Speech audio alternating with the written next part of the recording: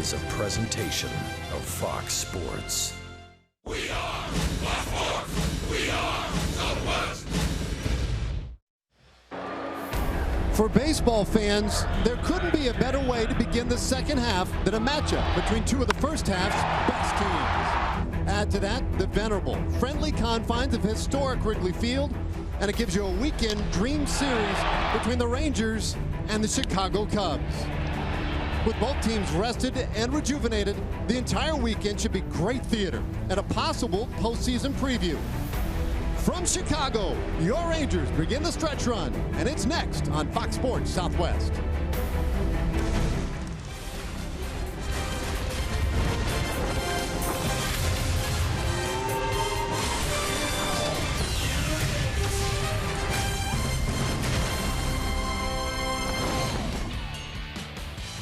Rangers baseball on Fox Sports Southwest is presented by high-speed internet from AT&T.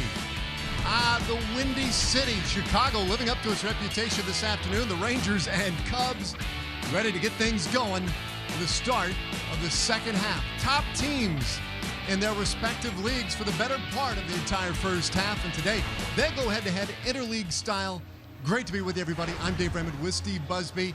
The Rangers, best record in the American League, but they needed the rest. They want to get things turned around. Cubs, well, they were the darlings of Major League Baseball for the first half. They, too, needed the rest, yeah. Buzz.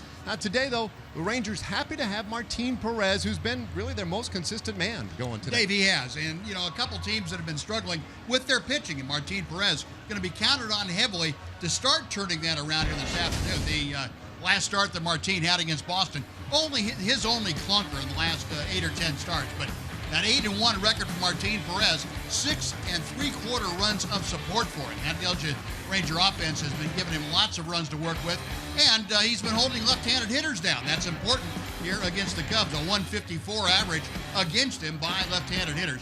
And he's the only member of that opening day starting rotation for the Rangers that has not missed a beat, has not missed a start. And that's really important, the consistency that the Rangers need for Martin Perez. Yeah, so Martin today, Darvish, by the way, will come back tomorrow. That's a slightly different story.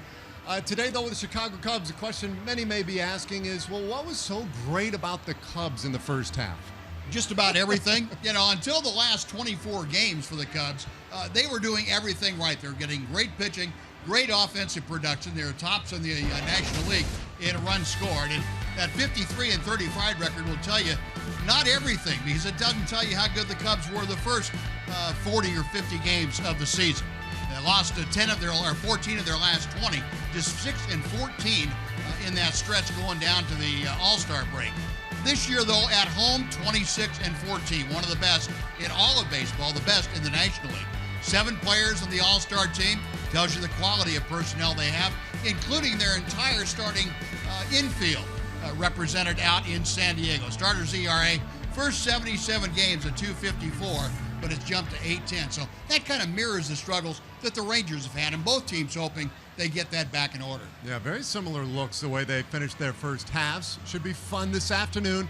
Only the third time in franchise history that the Rangers visit Wrigley Field. Stay with us. We'll have John Radigan when we come back after this.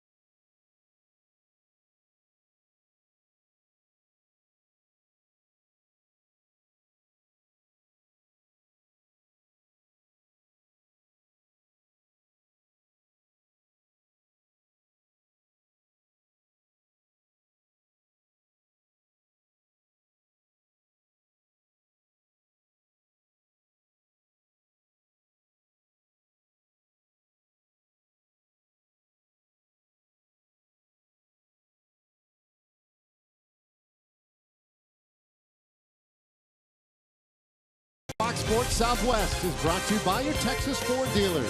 Visit your local Texas Ford dealer today during the Ford Freedom Sales event and see why Ford is the best in Texas. By AT&T high-speed internet. Get a deal worth talking about. Get high-speed internet from AT&T. And by Southwest Airlines. Transparency, low fares, nothing to hide. There he is. Mr. Cub, Ernie Banks. No more natural segue than to welcome in our third member of our team today. We check in with John Radigan. Yeah, I don't know about the segue, Dave, but I do appreciate it. Yeah, we're down here on the field level on the in the friendly confines of Wrigley Field. What a great place. What great atmosphere there is here. You know, just a couple of weeks ago at the end of June, everybody was ballyhooing this potential matchup of potential World Series foes. It was the two best teams, the two first teams to 50 wins, and then July hit. And in July, the Cubs, as you alluded to, are 2-8, and the Rangers are 3-7. But Jeff Bannister says, don't worry about that. This is still going to be a great matchup. No, nothing's changed. Look, this is, again, like I told our guys, as I sent them off for the break, that I still believe in everything that they're going to do and what we're capable of doing. We still have the guys in place that are going to get this job done. And the thing that we have to do is get back to playing good baseball. We've got to refocus ourselves on what it takes for us, and it starts with the starting pitching. We've got to recapture the plate again. We've got to be the bullies on the mound in a sense that we take the plate back. We've got to pitch it better, and when we pitch it better, then we play good defense. And we do those things. We get our guys back in the dugout where they like to be, in the batter's box, swinging the bat. We know that we're going to score runs. We know that we got an offense that can challenge any team. So it just, down the stretch, it did not. Our guys could not kind of put together the stop, if you will. I feel confident that our guys are recharged, ready to go, based on what I saw in the workout yesterday. There's a lot of energy out there, so it should be fun. 72 games. And you, Darvish, coming back, Keona Keller too, but at least as it pertains to starters, getting you back is a big deal. That's a big deal for us. Obviously, we need him. We need him healthy. We need him up to speed. Having Keone out on the bullpen should bolster that bullpen for us. Even though we lost Diekman for a couple of days, of course we hadn't had him for since Boston. So, but it'll be to get you back out there. I'm sure we energize everybody. Yeah, they are ready and they are anxious. They're excited. As the skipper mentioned, they were at this workout yesterday. It wasn't even mandatory, and guys like Ian Desmond were even there, even though they weren't required to be. They're fired up. They're ready to go. The second half is almost underway. We're back to the Fox Sports Studios. Check in with Aaron and Mac before we get you ready for baseball here on Fox Sports Southwest.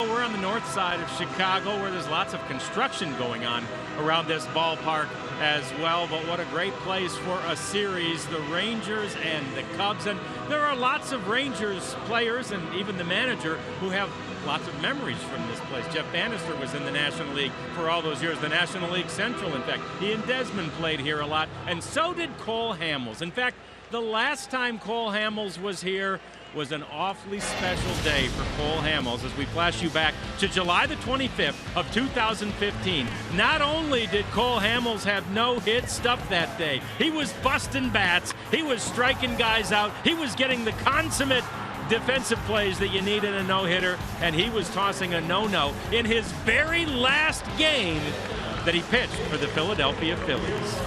You know, you're around guys that you came up with, you developed good relationships with, and had Carlos Ruiz there, which he's one of the best catchers in the league, and we had a really good system working for years, and especially that day we definitely were on the right page. So it's just everything just seemed to work out perfectly, and the timing, I guess, was exceptional.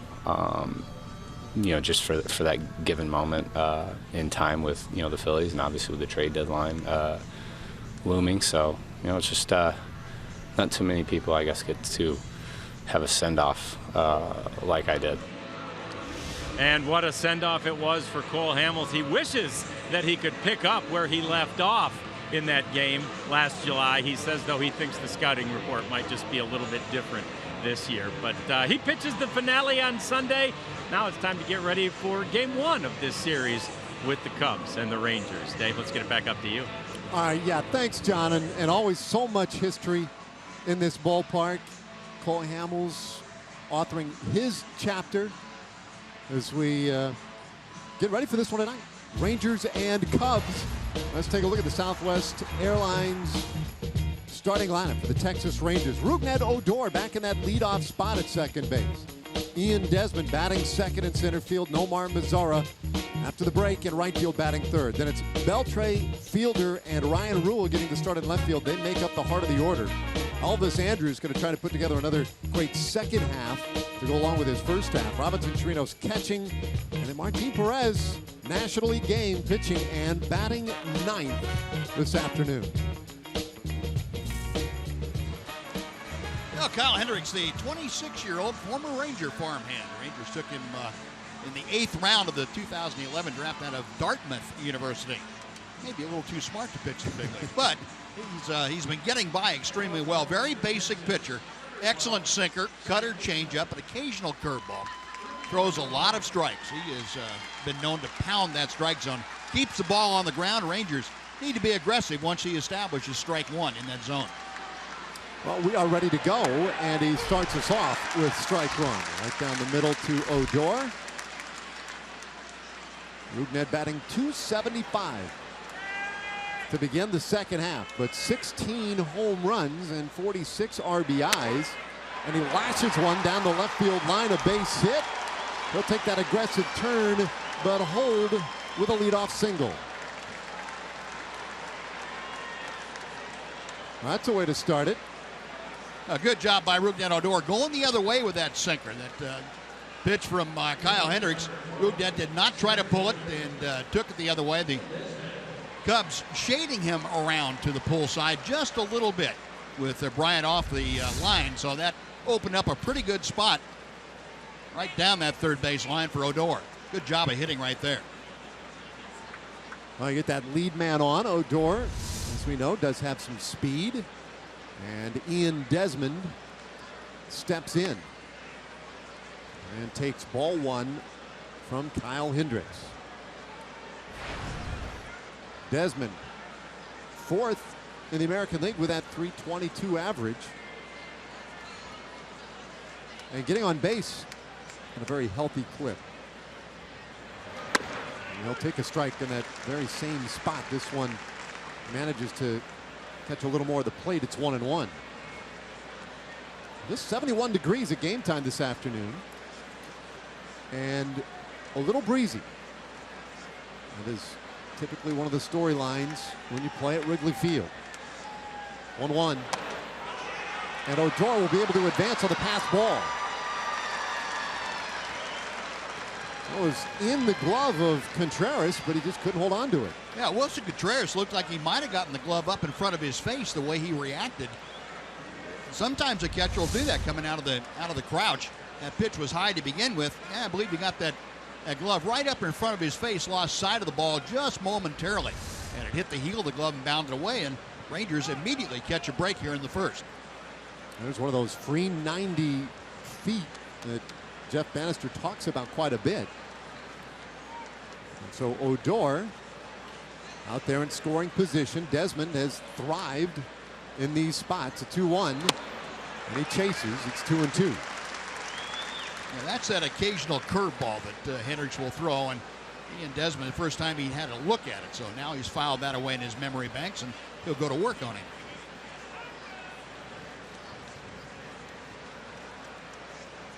Two balls, 2 strikes on Desmond.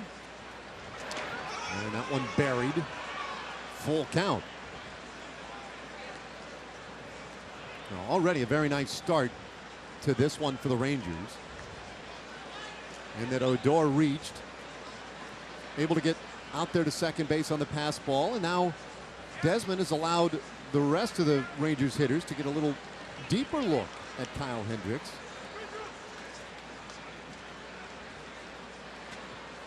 Full count pitch coming.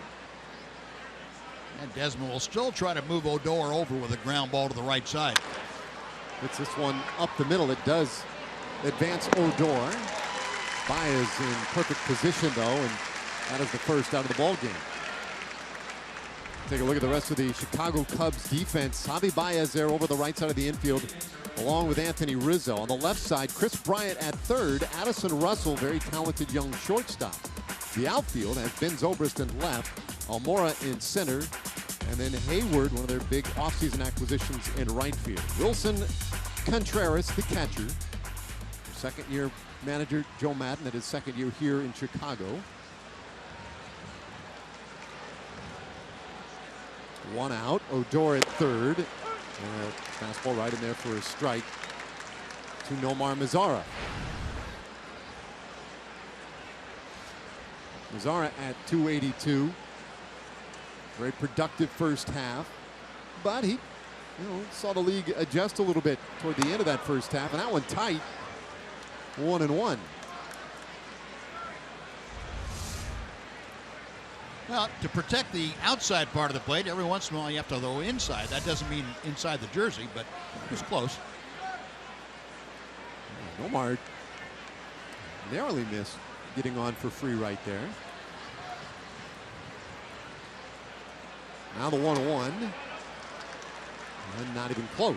You know, Dave, one thing Nomar Mazara has done, even despite his downturn, is get the ball in the air with a man on third and less than 2 out. He's still third in the American League in sacrifice flies, and that's something that he's shown the capability of doing.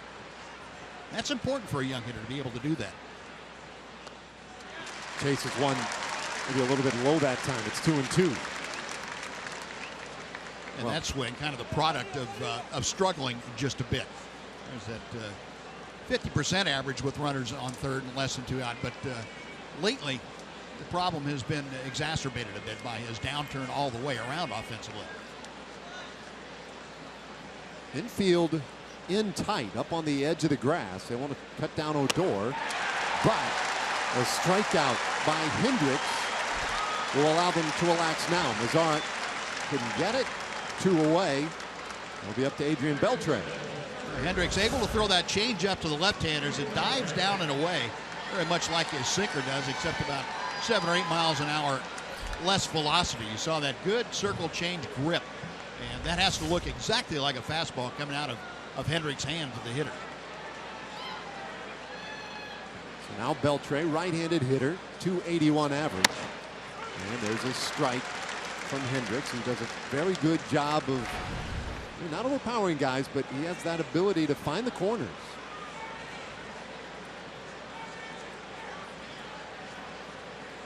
Beltre, 365 this year with runners in scoring position. Takes it low. It's 1-1. Leadoff hit by Odor, moved to second on the pass ball and advanced on Desmond's grounder. But Hendricks trying to wiggle off the hook. Cubs have done a really good job this year of limiting the early damage. But Beltre hammers this down the left field line. Foul, long strike. 1-2 the count. You know, Dave, you mentioned the wind, and the wind has turned around since we came to the ballpark this morning.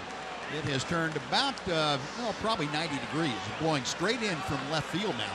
And that's enough to keep the marginal shots in the ballpark here at Wrigley. It'll make this ballpark play very fair. Down low, did he go? No. Pan down there at first base said he did not go. 2-2. Adrian just barely able to hold the head of that bat back. That was close. Earns himself another pitch here. Hendricks deals 2-2. Now it's full count. Cubs have only allowed 34 first inning runs so far this year. And that is tied for third fewest in all of Major League Baseball. But there's Odor, who is just 90 feet away. If one would possibly get away from Contreras, or if Beltre could find Pater. 3-2 pitch.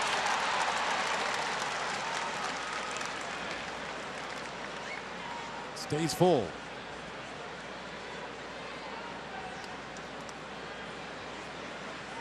Infield straight away on Beltre. Outfield plays him conventionally as well.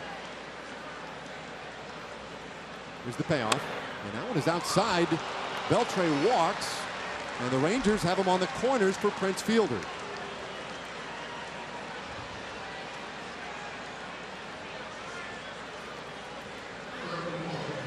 So Matt, a little perplexed. What just happened? Kind of look on his face. I don't know. Well, so now a little bit building in this first inning. We'll see if Fielder can take advantage. It was a tough first half for Prince, but he ended it pretty strong as he bounces one slowly on the infield right side. Baez charges, makes the play, and it ends the inning. So the Rangers lead two, including Odor, down at third base. And now it's going to be up to Martin Perez as we head to the bottom of the first.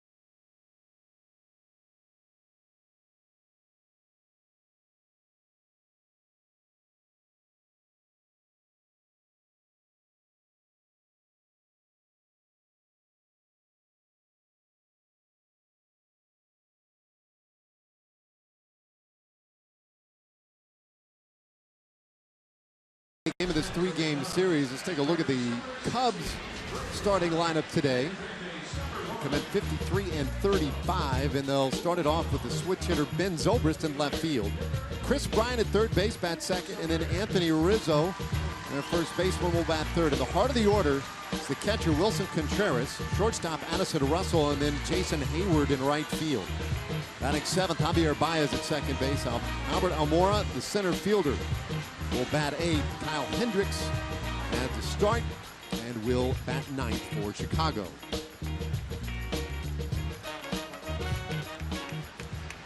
All that against Martin Perez. And the left-hander's first pitch in there, strike one to Zobrist. Now, Martin Perez, a team high 19th start of the year, and he's pitching on extra days rest, 8 days off this time since the All-Star break.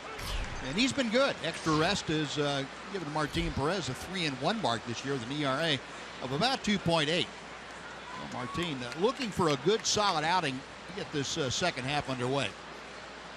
He stepped ahead of Zobrist nicely. And a two-strike pitch. Runs a little in. Zobrist, a very challenging leadoff batter to contend with. 388 on base percentage this year. It's 10th for the National League, and he chases strike three. So a strikeout gets us started this afternoon in the bottom of the first. And we'll take a look at the Rangers defense behind Perez, brought to you by the Texas Department of Transportation. Adrian Beltre and Elvis Andrus on the left side. On the right side of the infield, Rougned Odor at second. Prince Fielder making his 8th start at first base. The outfield anchored by Ian Desmond, the all-star in center field. Ryan Rua in left. Nomar Mazara, the rookie, out in right field. And Robbie Chirinos today working with Perez. I'm going to take you back to that strikeout of Ben Zobrist. Very important pitch, that straight changeup from Martin Perez against this aggressive Cubs batting order. That changeup will serve him very well today if he keeps it in that location. Well, now Chris Bryant with the count 1-1. Bryant leading the National League in home runs. He's third with those 65 RBIs. And among the leaders in many other categories, including runs scored, OPS, etc. The 1-1. Just missed. Perez likes to get those low strike calls. Laz Diaz judging that one just a tad low. There you see some of the numbers for Chris Bryant. Just a terrific offensive weapon, and he hammers this ball into short left field. Rua coming in, makes the catch, and there are two gone. Boy, he got a big swing on that, but hit it straight up in the air. He's always going to have a big swing. That thing right off the end of the bat. And that's a difficult play for the center fielder, Ian Desmond, to judge that coming off the bat. Coming right at him. And there's no depth perception to help out Ian Desmond. He saw that swing as you were talking about, Dave. And Ian Desmond's first step was back with a kind of power that Bryant has. That's the prudent thing to do. Rua, fortunately, had a better angle on it and saw the ball coming shallow off the bat, so he had a good jump. Well, 2 out to get it started, but it was always difficult with this Cubs lineup. Here's Anthony Rizzo now, and he takes strike one. That's one thing to keep in mind, Dave. If Martin Perez is able to work that changeup in effectively, you're going to see a lot of balls off the end of the bat. Hitters tend to get out in front just a little bit, and you'll get a lot of pop-ups and shallow fly balls like that. You were pointing out that breeze coming in from left field today, too, and not that that ball was going to carry to the wall anyway, but it didn't help. Well, it makes it difficult for the outfielders, but you saw how far out Elvis Andrus went on that pop-up. He understood that that ball may not carry as far as it normally would to the outfield. Normally that's a fly ball to shallow left and no second thought given to it. But with the wind blowing in, that could be a ball a shortstop has to be aware of to go out and help the outfielder out. Perez getting out in front of Anthony Rizzo, 0-2. And this is where Martin has done real well. He has handled left-handed hitters very effectively. Bouncer into the shift. Odor with the long run and the sidearm throw to first to get Rizzo. And it's a perfect bottom of the first for Martin Perez. We're going to the second inning this afternoon on the north side of Chicago. No score.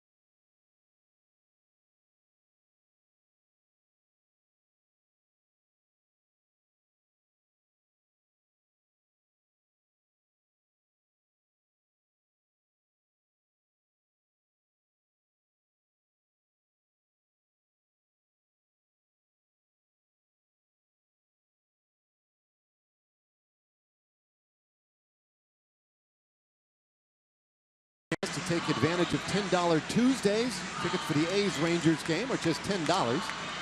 Add on a $10 meal deal when purchasing online. Plus, all fans on Tuesdays will receive $10 parking. Go to TexasRangers.com/special to secure your $10 Tuesday tickets for July 26th. A nice job by Martin Perez in the bottom of the first inning. Rangers will get their second look now at Kyle Hendricks, and the first pitch to Rua is fisted over to the right side of the infield. Rizzo handles it, and Hendricks connecting. One pitch, one out in the second.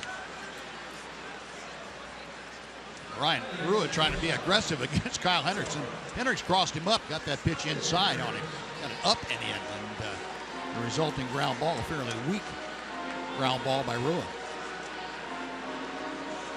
Sellout crowd today at Wrigley Field, and they have sold out a lot of games this season at Wrigley.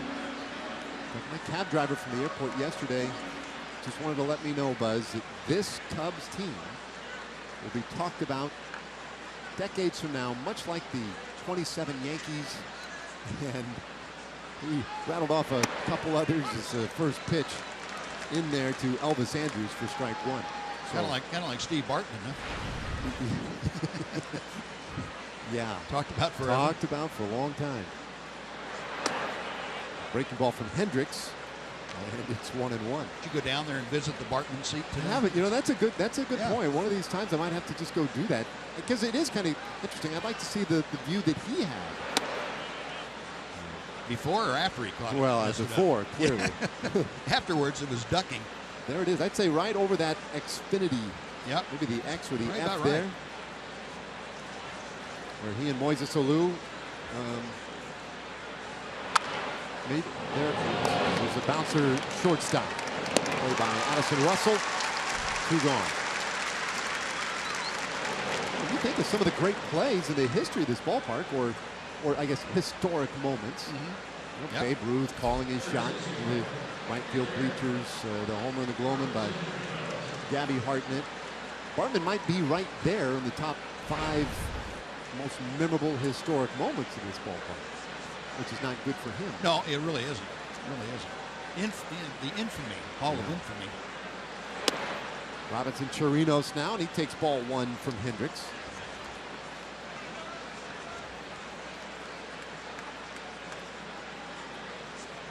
Right-hander wastes no time, and able to get that one right back onto the outside corner. It's 1-1. Now Hendricks doing what he does. His calling card is the ground ball. And so far, 4 of the 5 outs have been on the ground. And you can see that thing dives nastily at the end.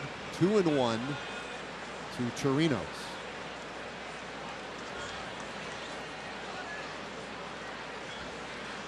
Everything has been away to these right-handed hitters. And that one right on the edge to make it 2-2. And I don't know that I've seen that little baseball, the Fox tracks, actually in the box. It's split in half, always on that outer edge. You can see right there. Pinpoint. That's doing some painting, some artistic painting. 2-2. And he gets Chirinos to chase it. Second strike out of the ball game for Hendricks. And he is off at 2 scoreless. We played 1.5. No score so far.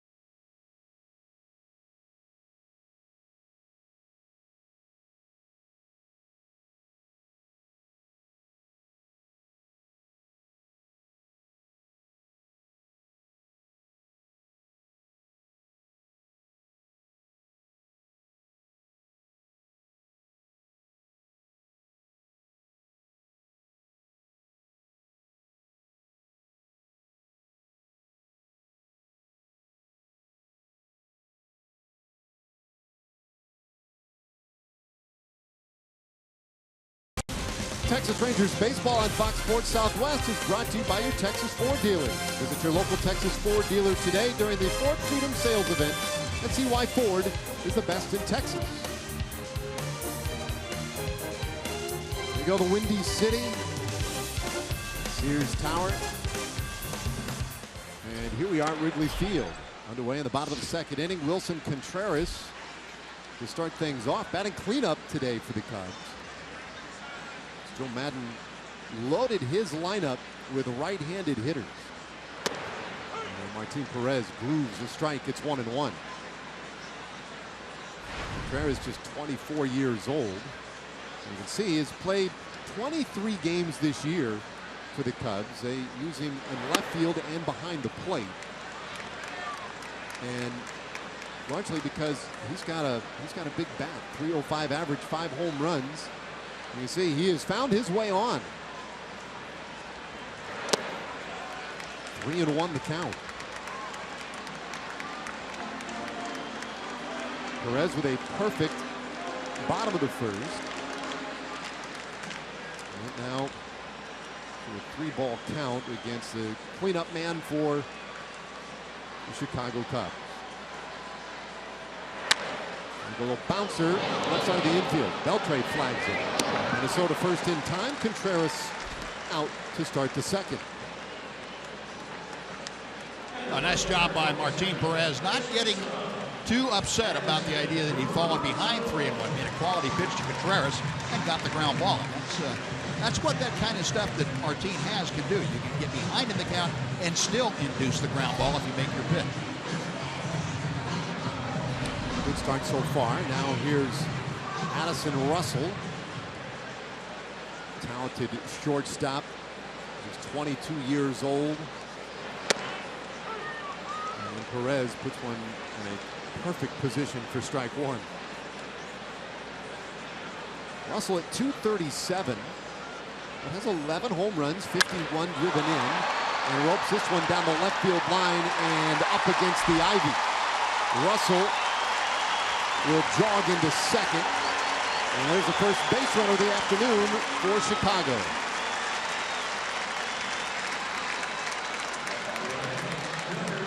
That's Russell. Don't let that 237 average fool you. He is a quality hitter. Get that pitch down and a little bit off toward the middle of the plate, the inside part. And he turned on it very effectively. That's Russell with, well, not surprising power anymore. It's not a surprise if he has that kind of a jolt in his bat. So now, for the first time this afternoon, Perez will have to pitch out of the stretch, but he does get the left-handed hitting Jason Hayward here.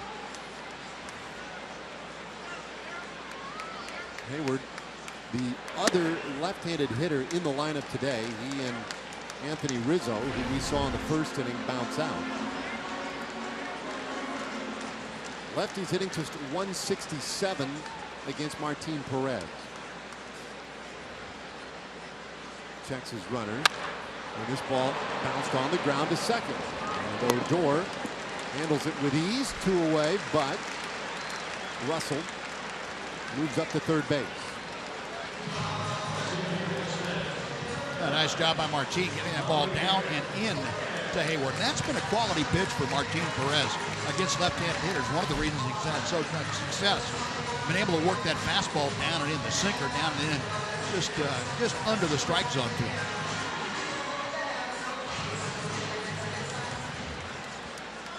So 2 outs. Needs 1 more to strand Russell out there, but we'll have to go through Javier Baez. Today in the lineup at second base. And he takes a high strike.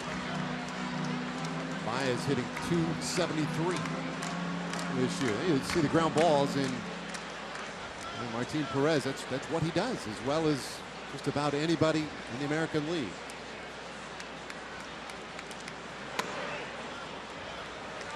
That one just a touch low. 1-1 the count. Well, here's one of the reasons Baez is in the order and where he is today. He does do some damage against left-handed pitching.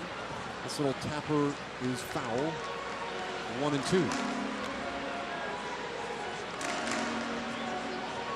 And if you're Martin Perez, you're aware of that, and you want to make sure that in a situation where an aggressive base hit could hurt you early in the ball game, you want to stay away from that. You want to give a lot of off-speed stuff. If this is a situation where if you walk in, it's not a big deal. You've got the number 8 hitter next.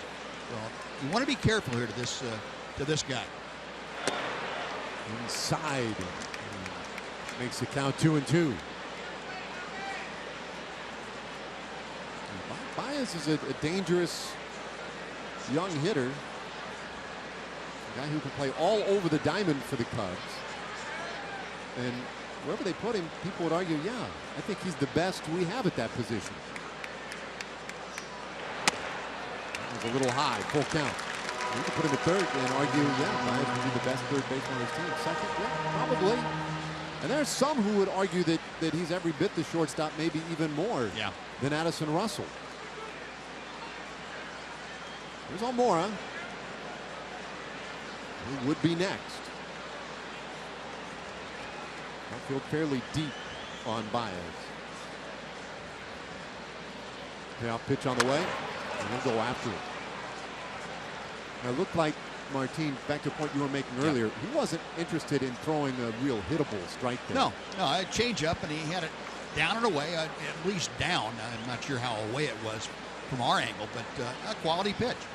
And now you have the option of going back to that changeup. You also have the option of coming up and in with a fastball, but not a hittable fastball. If he swings at it, great. If not, put him on first. See what he tries here at 3-2. That's a hittable ball, and it's into left field for an RBI base hit. So Baez breaks the scoring seal in this one. 1-0 Chicago on a 2-out single. Well, that was a fastball. It looked like they were trying to go away, and Martin Perez made the pitch like he felt he had to throw a strike. That's pretty much middle. And Baez, in that situation, he's an aggressive hitter, and if you're going to throw him a fastball, I don't believe it can be a called strike. If you get him to swing at a pitch outside the strike zone, that's fine, but I would prefer Martin Perez go with something other than a fastball in that count. Yeah, no question. Like the previous pitch a lot better. I do wonder, with interleague play, how much of a difference is there for an American League pitcher as Almora stands in and takes strike one. Right? You're not used to the pitcher batting ninth, preceded typically by a guy who is less adept than you would see in the American League. There's a National League strategy to working lineups. There is. It's a little bit different. And most of the time, that deals only with the 8th place hitter. If you're working to a 7th hitter in the American League and an 8th place hitter isn't quite the hitter, it doesn't matter what league it's in. Even though you don't have the pitcher, it still is. You take the lesser of two evils. Once you get into a situation against a hitter like Baez, I don't care if he's hitting first or 7th, you have to be careful when a base hit can hurt you. And when you have a guy like Almora batting next, that makes all the difference. Well, he takes care of Almora, and it ends the inning. But the 2-out single by Javi Baez gets the Cubs on the board first. We go to third.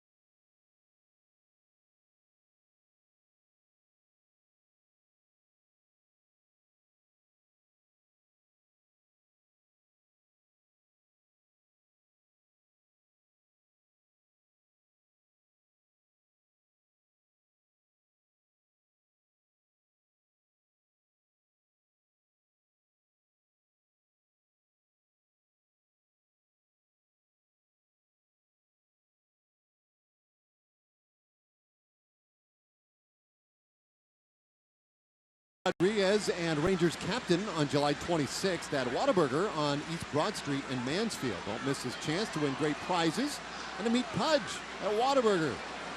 Visit TexasRangers.com/appearances for more information.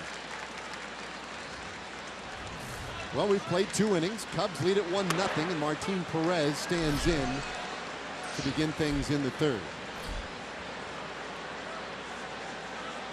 Perez 0 for 1 at the plate this year. Does have a sacrifice. Taps one to the 3rd base side. Tough play. In fact, no play. Bryant can't get it with a bare hand, and Martin is on to start the 3rd. How about that? Martin Perez, his first major league hit. Elvis leading the cheering section for him. There you go. Save that bad boy.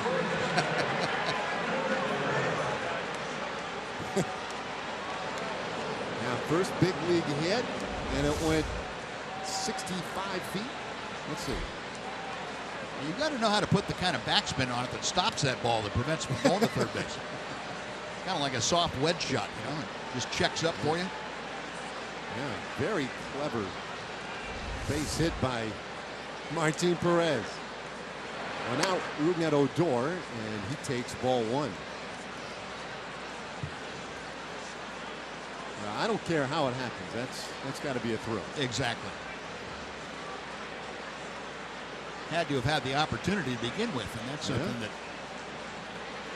is not present every day. Back to a breaking ball that time. Missed high. 2-0 to Odor, who singled in the 1st inning. And the good part about it too, Dave, normally in July you'd say, well, you don't want your pitcher out running the bases, especially when he's not used to it. It's hot, and it's not hot here today. This will serve Martin well to keep him good and loose. The bouncer to the right side of the infield could be 2. They hit Perez, but the throw to first not in time. So Odor beats it out with some good hustle. Martin caught in a spot there that I don't think was real comfortable for him. He wasn't really sure which side he should slide to get out of the way.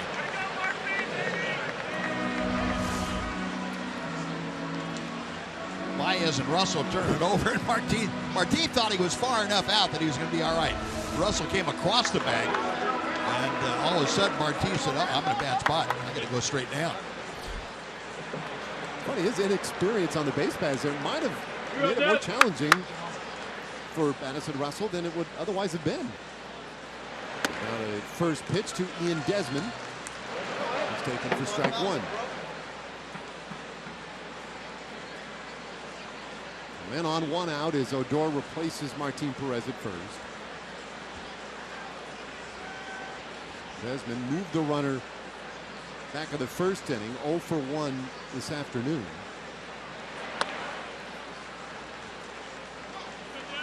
Trying to work the count a little bit here against Kyle Hendricks.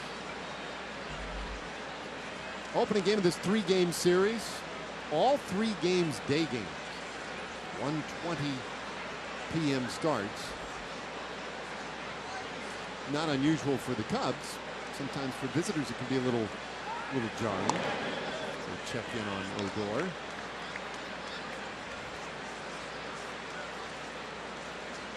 In fact, I'm a little surprised to learn, just flipping through the media guide, they've had lights here since 1988. That's when they started playing night baseball, August of 1988. Odor's going, the pitch is outside, throw to second, a high run, and Odor is out.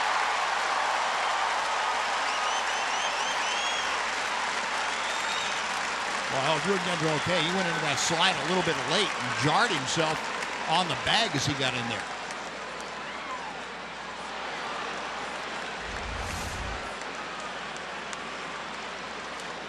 Yeah, that tag got him just a hair before he hit the bag. Well, that's dangerous. That's some pretty good athleticism there by Baez. Get that glove down as quickly as he did. Not a great throw, but a very acrobatic tag by Baez. Now 2-1 to Ian Desmond. And it's a leveraged count for him now. 3 balls and a strike. He's been playing baseball here since '88, but there's still fewer than 700 night games in the history of this ballpark. Desmond takes ball 4. And my understanding is, Dave, they have a maximum put on it by the city. Maximum number in that games. Well, runner on with 2 outs here in the 3rd inning, and let's check back to the studios with Aaron Hardigan on a Chevy game break.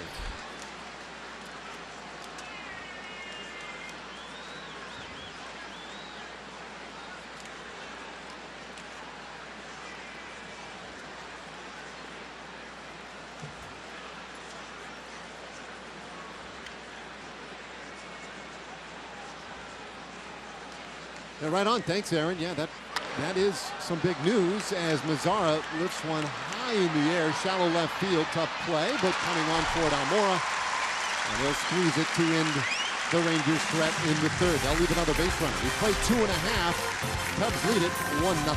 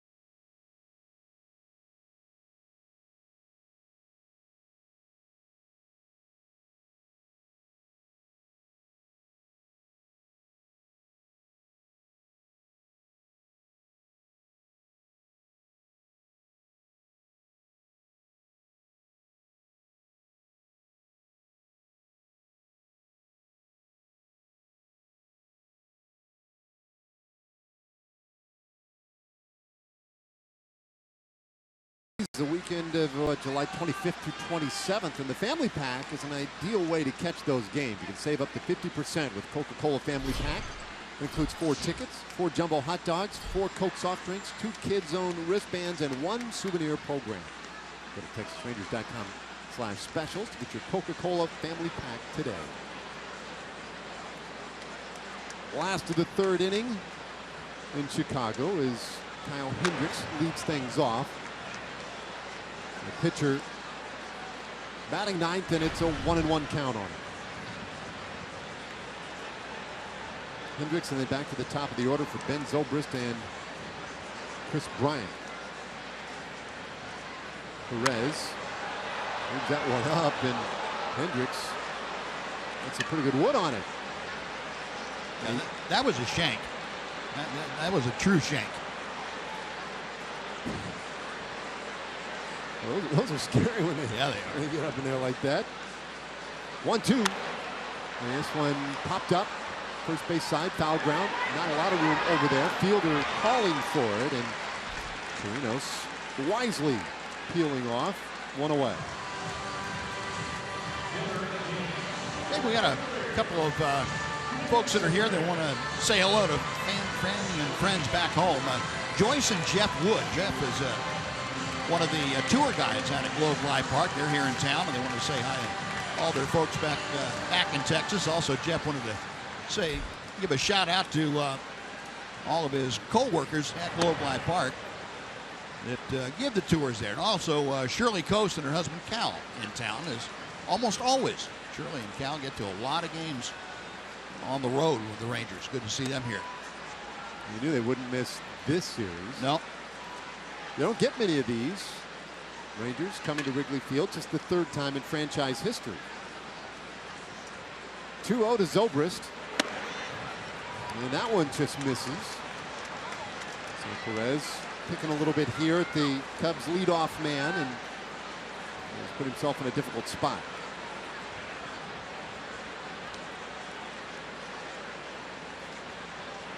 Let's see if he's taken all the way or not. Good pitch from Perez. That one's outside. Doesn't matter. A 4-pitch walk. Cubs have a base runner in the third, working with a 1-0 lead. Martin, his first walk, and now it's important for Martin to really focus now on Chris Bryant. If you lose your focus in this part of the Cubs order, anywhere from leadoff through fifth place hitters, you can give up some runs in a hurry. So you really got to make sure the focus is fine-tuned and you're able to throw the quality strikes you need to do. Well, Chris Bryant, the hitter, and he lifts one high in the air right field. Mazara racing in and toward the foul line, and he makes the catch. 2 gone. And for all the noise it has been made over the years about this ballpark and being a hitter's haven and the friendly confines, as they like to say, when the wind's blowing in, it can be a pretty healthy place to pitch. Oh, you're right. You're right. Those the markers 355 down the lines, 368 to the alleys, fairly short in the alleys, and only 400 to center. But when the wind blows in like this, 353, excuse me. When the wind blows in like this, it plays every bit of that. It's not an easy place to hit the ball out on a cool afternoon. Anthony Rizzo doing what he did his first time up, which is yanking a ball foul. A couple of times in his first at bat.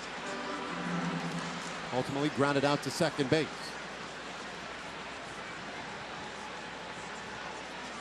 Cubs run came in the second inning. Javi Baez with a 2-out RBI single. It scored Addison Russell. This ball smashed down to first, right to Prince Fielder. And he is right on top of the bag. Inning over. Cubs leave a man. We'll go to the 4th inning this afternoon. 1-0 Chicago.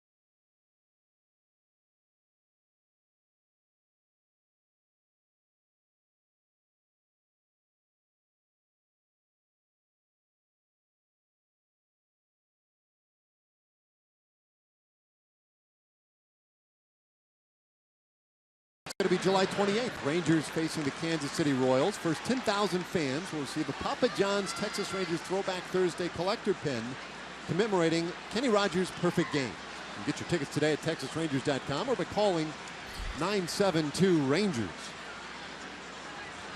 Now, Wrigley Field this afternoon. As we open the second half of the season, Rangers start the second half with a 5.5 game lead over the Houston Astros. Best record in the American League. While the Cubs come in with a 7-game lead in the National League Central. Their closest combatant, the St. Louis Cardinals. Cubs do not have the best record in the National League. That belongs to the San Francisco Giants as Adrian Beltre takes ball 1. It'll be Beltre, Prince Fielder, and then Ryan Rua. A bouncer up the middle, Russell to his left. And there's one away. They can play a little bit of defense here in Chicago. And they're ready for ground balls behind that guy. Kyle Hendricks, he is one of the best in the National League at getting ground balls. And he stayed true to form this afternoon. Just 2 outs. Well, 3 outs that have come in some way other than the ground ball as Prince Fielder takes a strike. Fielder 0 for 1. He rolled out to second base. Got that shift on for him. Hendricks not an overpowering guy. See his fastball in the upper 80s.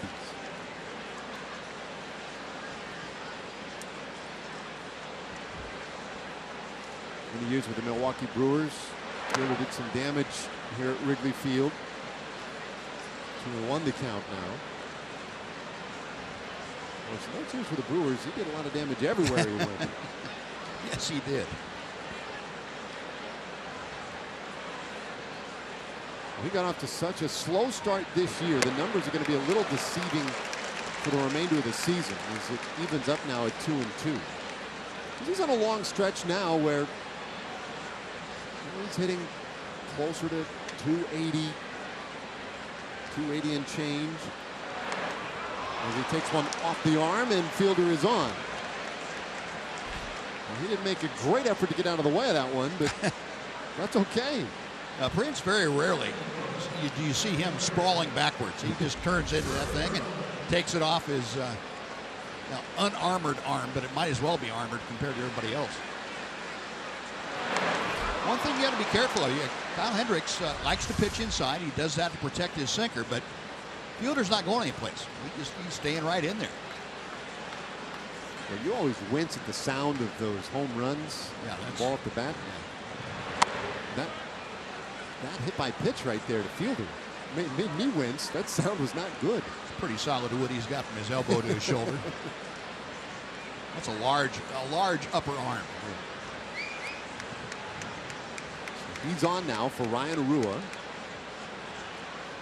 And the 1-0 pitch. The 2 balls, no strikes. Rua was aggressive in the second inning.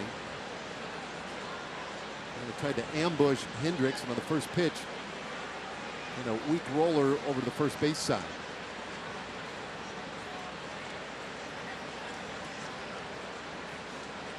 Batting 6th today for Jeff Bannister. And he takes it high. It's 3-0. So Hendricks, after hitting Fielder, now can't find the strike zone against Rua.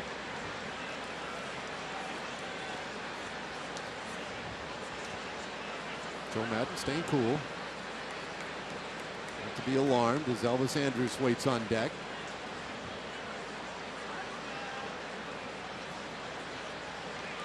It's a 3-0, and that one right in there.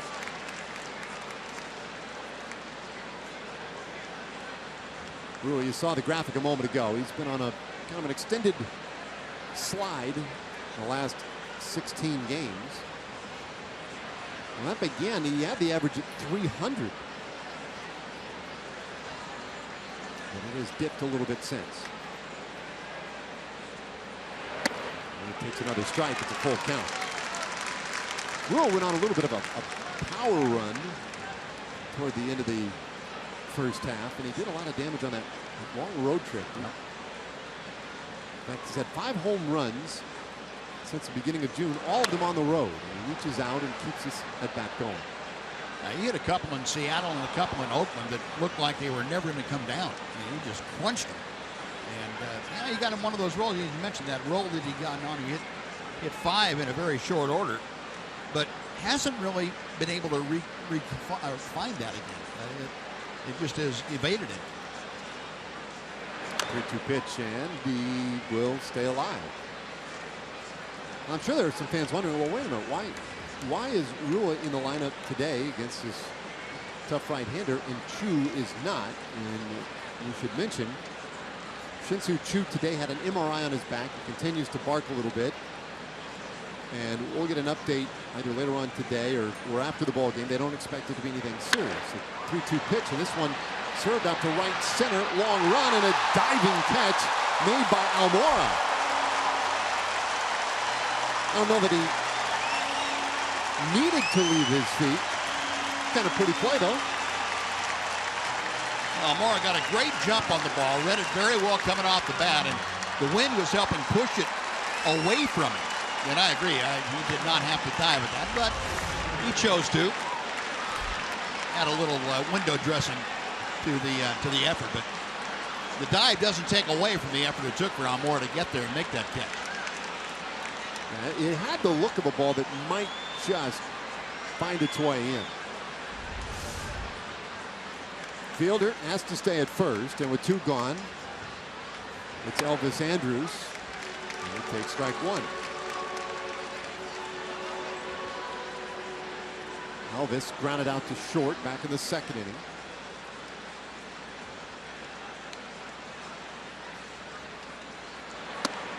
And we'll take one low and away.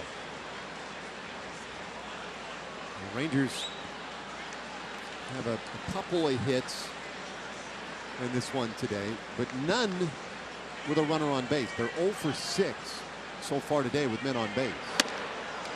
And it's 1 and 2 on Andrews.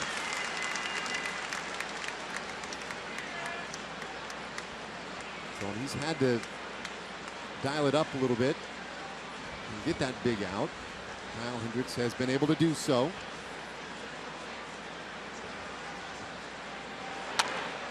This little tapper up by the mound, and Hendricks will take care of it himself. The inning is over. Fielder left at first. We go to the bottom of the 4th inning at Chicago. Cubs leading 1-0.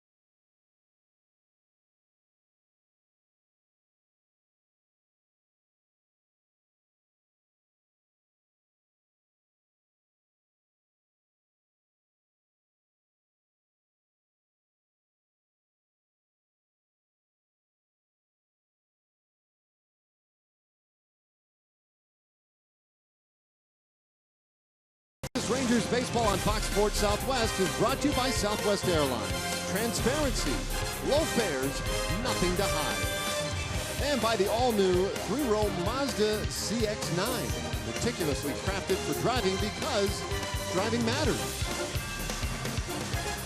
Off we go, bottom of the 4th inning with the Cubs lead 1-0 this afternoon. And they will send their 4, 5, and 6 hitters. Both starters have done a very nice job so far today, holding the opposing teams to just 2 hits. Wilson Contreras takes one up and in for ball 1.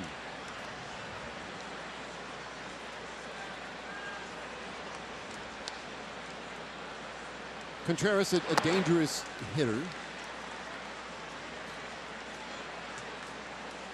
He has filled in beautifully for this team. He's had to add a little bit of depth at catching. There's a bouncer up the middle. Andrews to his left. Sets up and retires Contreras. 1 away. Another ground ball from Martin Perez. Another ground ball when he was behind in the count, too. That's telling you that fastball has a lot of life to it. Able to change speeds and get the hitter out in front just a little bit also.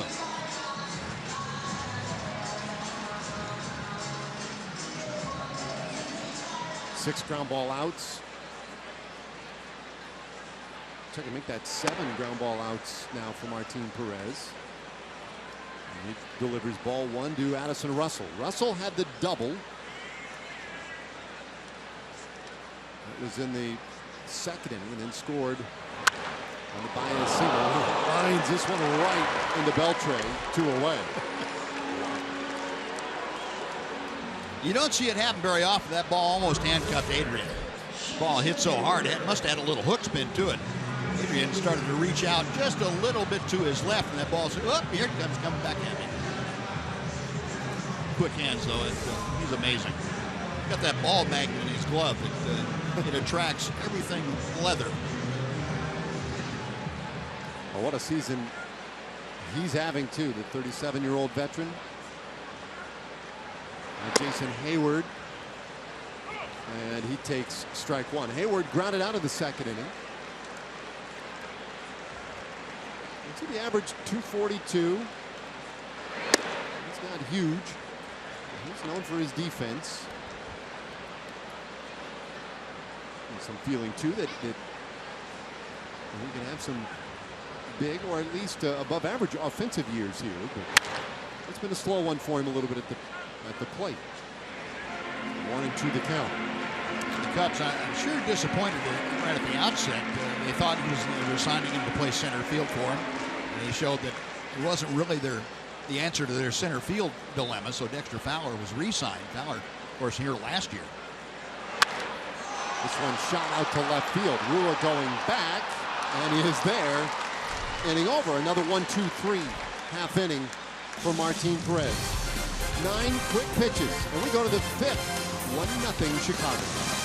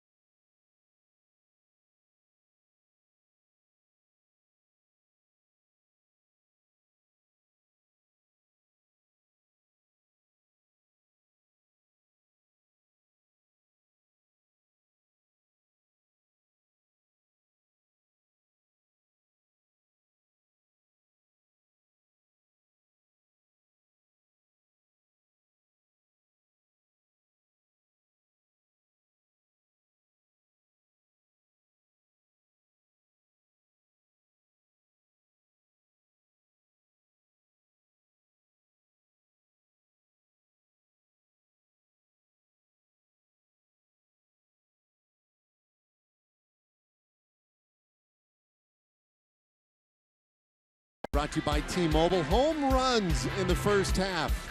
It wouldn't stop. The most in the first half since 2000. And there were actually quite a 10% more in 2000, which is hard to believe. But David Ortiz, oldest player in history to lead the majors in extra base hits before the break.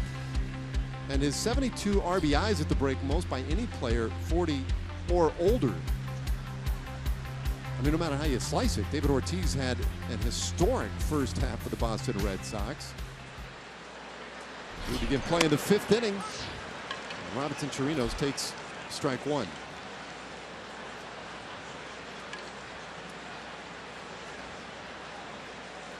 Now, a lot of buzz around the All-Star break about the home run totals, and In fact, there was a little controversy stirring up in Houston, and some local writers and broadcasters were asking the question about Jose Altuve.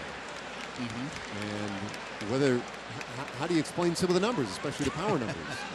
And then attributing, taking that story a little bit further with all the home runs throughout baseball. There's always going to be somebody trying to stir those things up. Yeah. Well, the commissioner came out during the All-Star break and said, "No, it's not because the balls are juiced. Let's put it that way." And he left it at that. 1-2 pitch. No, he was adamant to say the baseballs are no different than they have been. I think, I think I would buy that. I remember when the whole pre-steroid era began, and we didn't know we were necessarily in it. Yeah. And people were wondering, wow, why are the home runs going crazy? There were so many theories. The 2-2 upstairs to Chirinos, a full count. And that was one of them. It was commonly thrown out there. Well, I think the balls are wound tighter, right. And that's leading to more home runs. The bats, 3-2. And Chirinos goes out for one. This could be a tough play for Rizzo, but Hendricks covering, and he gets there just ahead of Chirinos. One away.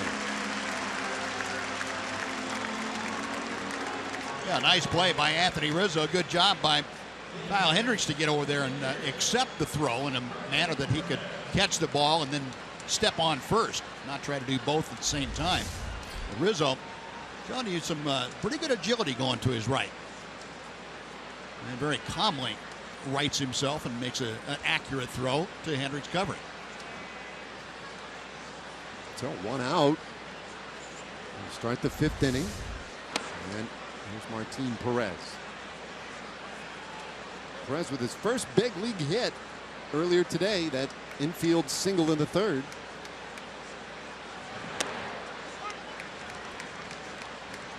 Count evens at 1-1.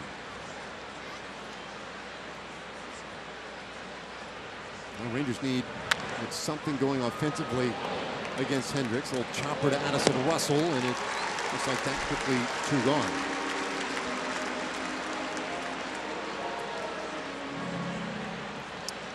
So our Quicken Loans Rocket Arms. When you take a look at some of the strikeouts. So home runs are up. Strikeouts are out of control. I mean, look at the all-time record there. Pedro Martinez, 37.5% on strikeouts. Jose Fernandez bumping up very close to that number. Odor takes ball 1. I kind of look at it, Dave, as the evolution of offensive baseball. Guys now coming up through the minor leagues are content to strike out the equivalent of 200 times for a major league season if they have power to hit 25 or 30 home runs. High fly ball by Odor, and it's a 1-2-3 inning for Kyle Hendricks. So he continues to cruise this afternoon. Cubs leading the Rangers 1-0.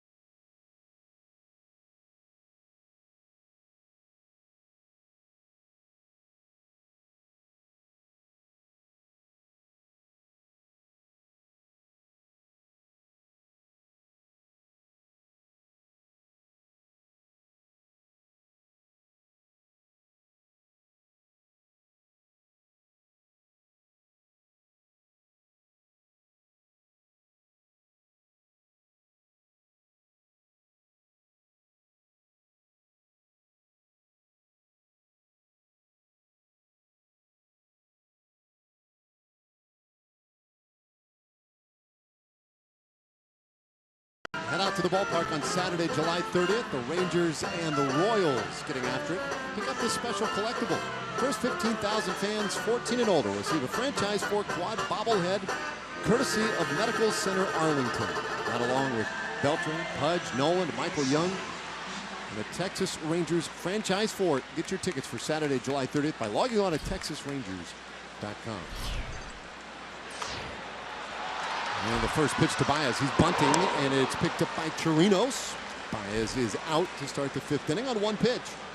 Baez had a pretty good little trick there. He bunted the ball, and then he dropped the bat down right next to the ball. So when Chirinos went out to pick it up, he was going to have to battle the positioning of the bat, too. That's a good trick if you can get away with it. Watch this. Bunt goes out. It's not a great bunt, but he drops the bat right there and tried to get it in front of it. And Chirinos able to avoid it with his good footwork. Baez shot down. Oh, there you go. A 1 pitch out, and then a strike pumped into Almora. He rolled out to third base in the 2nd inning. He's 0 for 1. 1-0 Chicago. The run came in the 2nd inning. Almora rips that one foul for his strike. Count 0-2. Put a hinge in the handle. That bad. So what do you think of the way Martin Perez has thrown the ball so far this afternoon? Very well, very well. And this is the kind of outing that we saw Martin come up with virtually every time out early in the year. You just have the little hiccups lately. Bouncer, left side. Beltran with a bobble. Almora is on a rare misplay by Adrian Beltran. Like maybe he was throwing it before he had it. You won't see that again in another 50 years. Adrian, as sure-handed as they come, he must have gotten distracted by something. I don't know what it was, but kind of stabbed at the ball with his glove and lost it. Adrian looking around like, what in the world just happened to me? Very unusual, to say the least. Yeah, that's a little surprise right there. Now Kyle Hendricks. Not necessarily expect to see Hendricks try and bunt the runner up. Joe Madden is not a fan of the sacrifice bunt. He's also not a fan of a guy hitting 094 trying to swing away and do some damage. I don't know which is worse. It's unconventional, but although less unconventional in today's game, we're seeing a lot of things changing. Yeah. But he'll let a guy swing it a couple of times and then have them bunt with 2 strikes. And Hendricks is hacking away at strike 1. And you think, well, what? Yeah. With 2 strikes, he just, look, his feeling is, I don't want to give the out, so I'll let the guy take a few hacks. I mean, if he's a likely out, fine, he's a likely out. Right. And then if he strikes out, bunting 1 foul with 2 strikes, big deal. He was going to get out anyway. Yeah, the only bad thing is if he puts one of the balls in play and hits him to a double play, you've kind of lost the opportunity. And no doubt. And guy up there right now, Martin Perez, who gets more of those than just about anybody. There is the bunt with 1 strike. Chirinos will handle it. And the sacrifice, a good one for Hendricks. His 5th of the year, most on the team. So man, it's scoring position with 2 outs. Top of the order coming up. Let's check in with Aaron Hannigan again, back at the studios for a Chevy game break.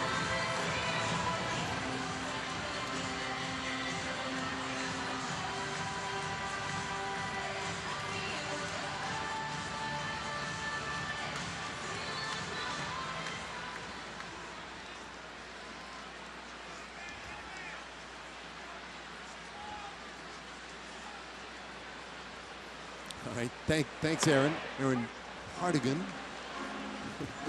Sometimes, where is that Hannigan? Did we already finished? I don't know where you put it, Dave. It's up here somewhere. We're in the bottom of the 5th. Zobrist 0 for 1 today with a walk. And a 1-strike pitch. Quickly ahead now, 0-2.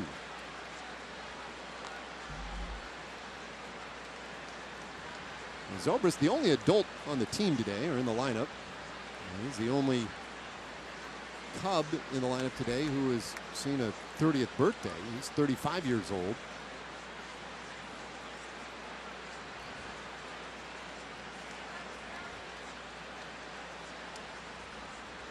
Martin with a look back at second and the 0-2. There's a bouncer, third base. It'll keep the count 0-2. Just wide of the bag. Great play in the stands. Atta babe.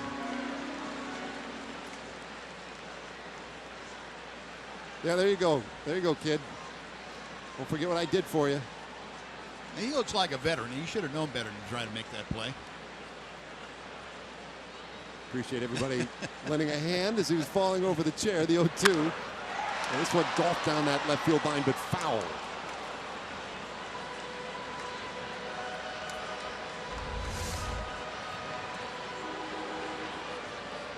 No, wait a minute. Stay with it. You got to stay with the. Yeah. Oh, golly. Yeah. You think it hurts now? Wait until tomorrow morning. Kid gets a souvenir. But so does he. He'll take that one with him for the next couple weeks.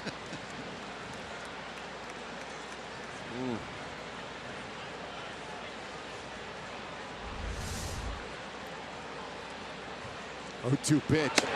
Zobrist. He's off. That one just off the plate. 1-2 the count. Well, Martin's been filling up the strike zone. That was the first miss in over a dozen pitches. Zobrist his only strikeout victim so far today. And he'll pop this one foul back behind the plate. Mora at second base with 2 out. We're talking about all the home runs. We're talking about the strikeouts. So let's see. We're in the bottom of the 5th inning today. No home runs in this game, and a total of 3 outs via the strikeout. So it's like we've hopped in the Wayback Machine. Yep. All the way back to last year. The 1-2 pitch. And a bouncer to that left side. Long throw for Elvis. Dug out nicely by Prince Fielder. And the inning is over. No runs and errors. And the Cubs leave a man. We'll go to the 6th this afternoon. Cubs leading it 1-0.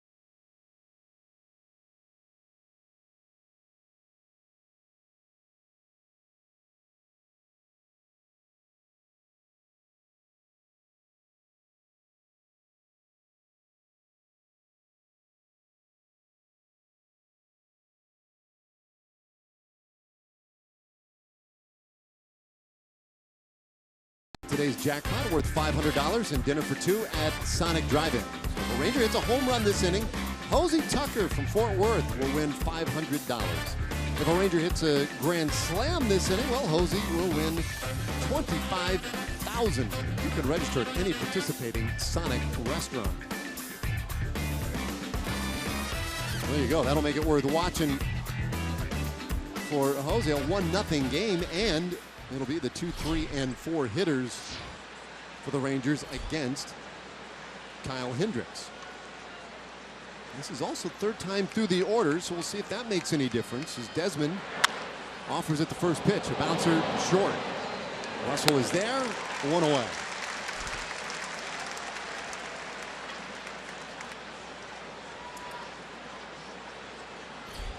Well, these two guys today, Hendricks and Martin Perez, they couldn't have written it up a whole lot better. No, they are doing often what they do well. That's keep the ball on the ground and have their infielders busy.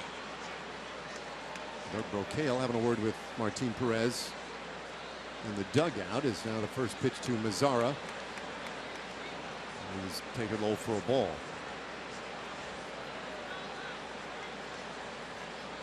Omar struck out in the first inning, flat out to center in the third.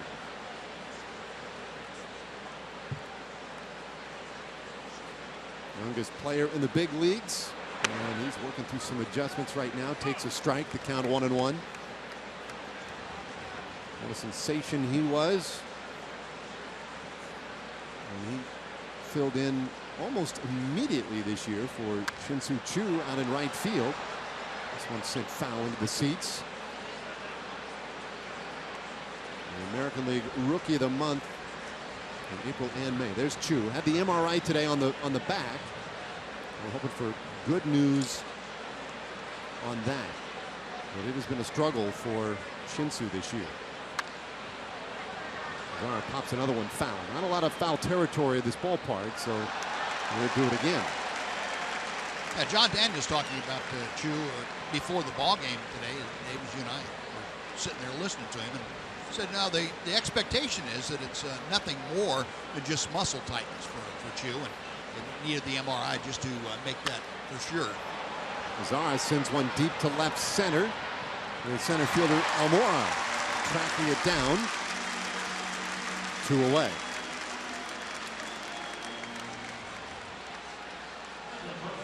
That might well have been the best hit ball today, perhaps even by either team, as Adrian Beltre comes up. He's our TXU Energy Power player to watch. 0 for 1 today, but he has thrived in interleague play since joining the Rangers. 129 hits in 100 interleague games. It's 2011, and he takes ball 1 from Hendricks. A walk today for Beltre. And he'll take one outside. It's 2-0. Well, Kyle Hendricks has been sharp this afternoon. Gotten those ground ball outs. Worked around a couple of base runners in the first. But he has struggled a little bit once he's gotten to this stage of the game.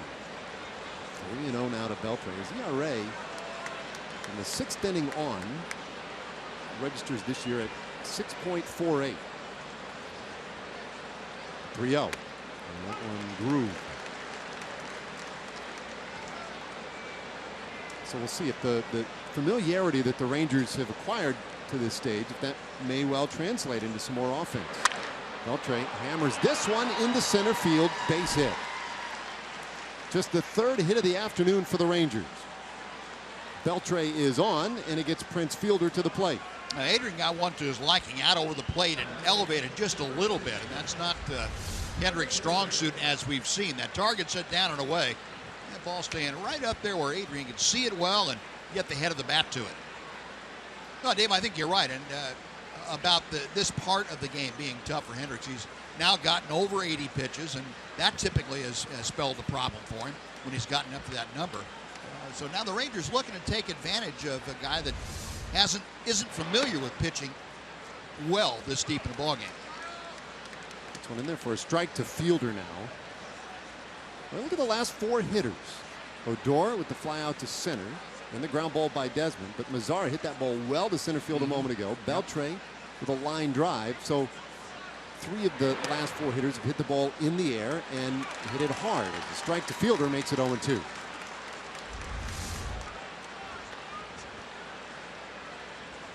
Well, the pink shaded hot zones for Adrian Beltre, and that pitch pretty much in his hot zone right there between 362 and 357. 1-2 to fielder now. Well, and it's interleague play. He's going to get his hits. That's true. What's that, 130 for him now in 101 games? Shift on the infield against fielder. The 1-2. And he chases strike 3. That will end the inning. So Hendricks comes back and gets a big strikeout.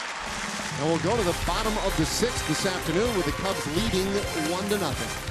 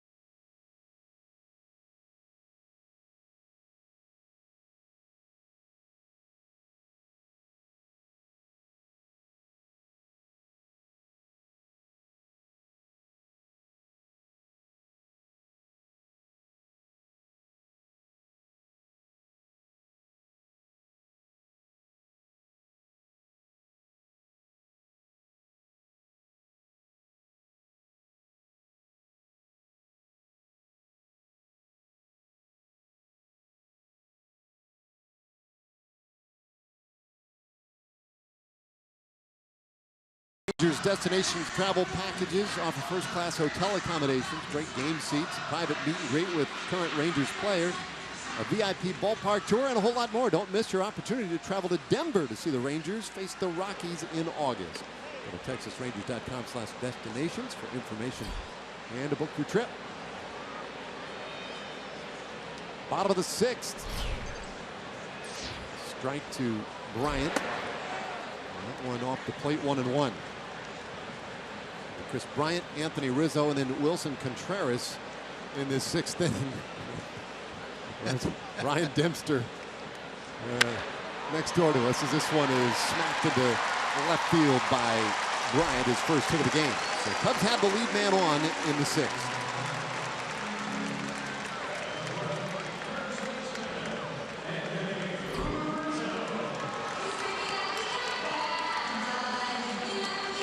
The old Harry Carey image, and then the former Cub Ryan Dempster, who has certainly gotten some yucks over the years with his impersonation, and he's going to do the 7th inning stretch today over on Cubs radio at the moment. I'm sure fans here will get a kick out of it.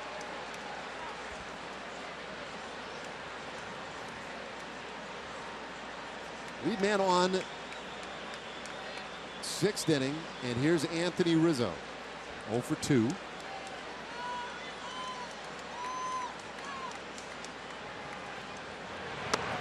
Perez runs one wide on that inside corner for strike 1. Let's take a look at our Ford leaderboard today. This is on base plus slugging since 2014. Yeah, Rizzo 5th. In all of Major League Baseball. Mike Trout, the leader. Rizzo swings and hits one high in the air. Deep right.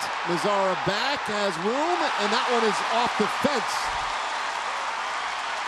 Into third base is Bryant on a ringing double by Anthony Rizzo.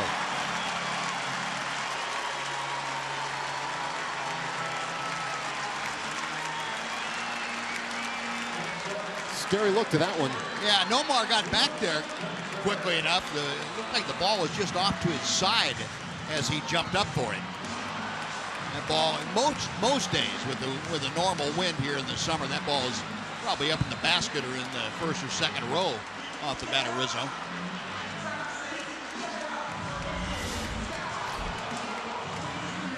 That one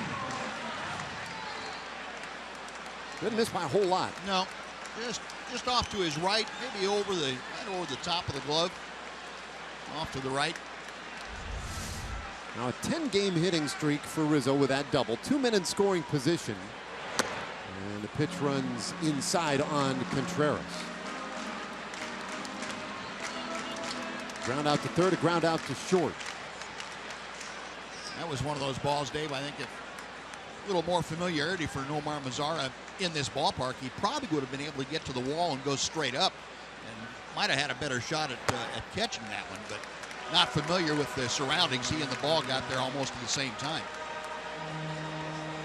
Yeah, it can be a little tricky. The wind sure adds to it at this ballpark. That ivy creates some unique situations as well and unique challenges for outfielders. 2-0 pitch. And strike one.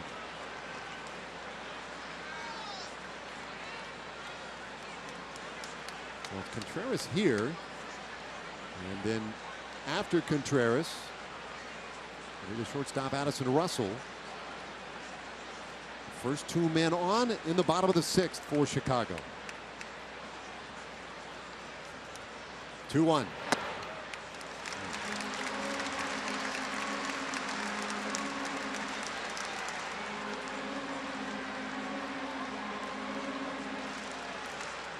Well, it's a 1-0 game. Both starters today have done a great job of holding down the respective orders, their opposition. Both very potent offenses. There is some trouble significantly here for the first time today, and he walks Contreras to load him up.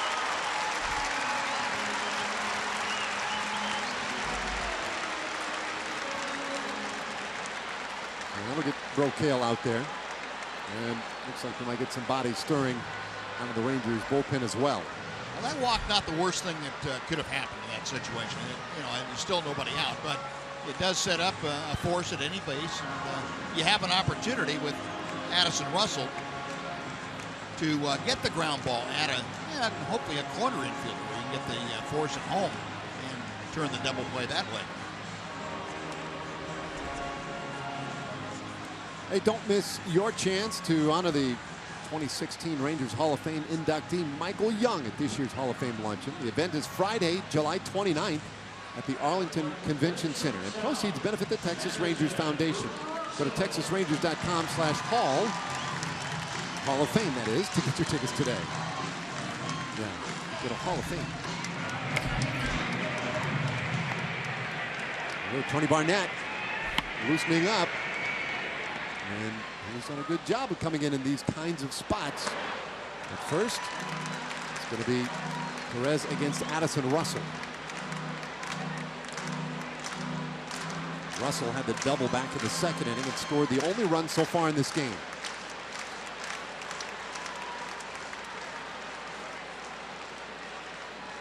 Middle of the infield double play depth. Fielder up tight at first. Beltre normal depth at third base.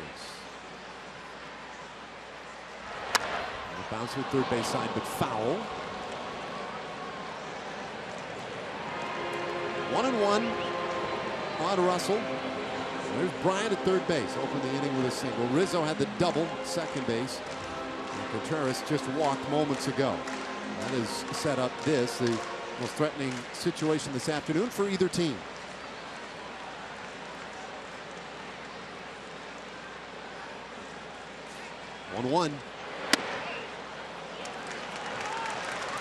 Not finding the corners the way he was earlier.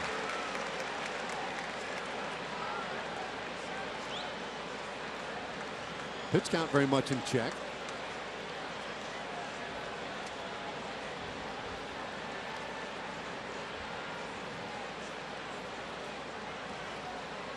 Two one to Russell and a bouncer up the middle, and that one is a base hit.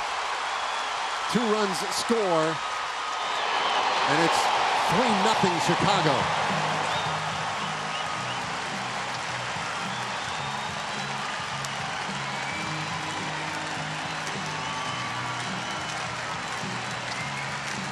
No real play on Contreras at third base. Hey, you got the ground ball. Unfortunately, it was not at an infielder. Not close enough to start a double play. But, I give Addison Russell credit in this one. He got ahead of the count to look for something out over the plate. He got it. Was able to get the 2 runs home for the Cubs.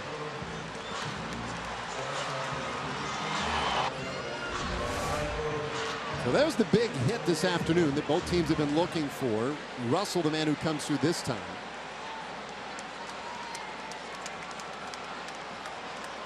Now, if you're Martin Perez, you really have to go for the strikeout here of Hayward. You got the left-hander up there. You can't rely on a ball being put in play for you. You need to get the 1 out and then worry about the ground ball double play. Now the left-handed hitting Hayward. 0 for 2 so far this afternoon. Pitch from Perez. Strike 1.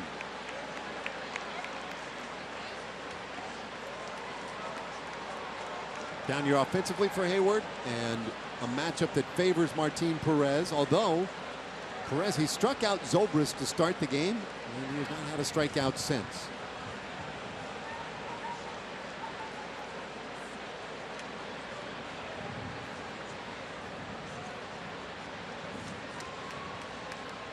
One strike offering, and that's too far in. So he's not yet recorded an out this inning. 2 singles, a double, and a walk.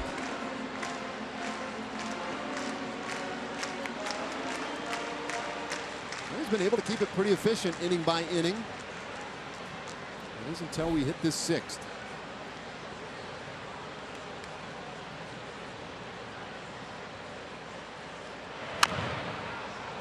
And strike 2. 1 and 2 to Hayward. Well, Martin Perez just staying inside on Jason Hayward. Hayward's going to have to send out for a new case of thumbs.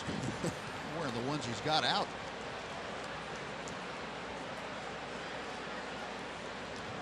Yeah. All 3 of those pitches right there off the plate inside, and Hayward, as long as he's going to swing at it, Martin's going to stay right there with it.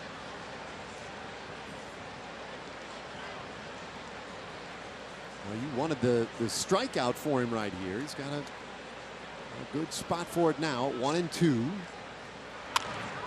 this one bounced down to Fielder. They've got Contreras hung up, but the throw is a wild one. The second error so far this afternoon, and this one is a killer. 4-0 Chicago. Prince had the right idea. Contreras coming down the line had committed himself. Prince tried to make the throw on the run, and his footwork kind of got messed up a little bit. He did the right thing, starting to run at Contreras, and then he made him commit Contreras to go back to the bag and tried to make the throw from dropping down a little bit, and the ball just sailed on him.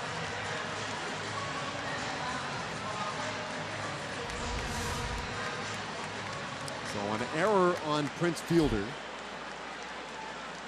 That's the Rangers' 9th error in their last 6 games, going back to the first half of the season. 2 more minutes scoring position, and a strike to Javier Baez. Still nobody out.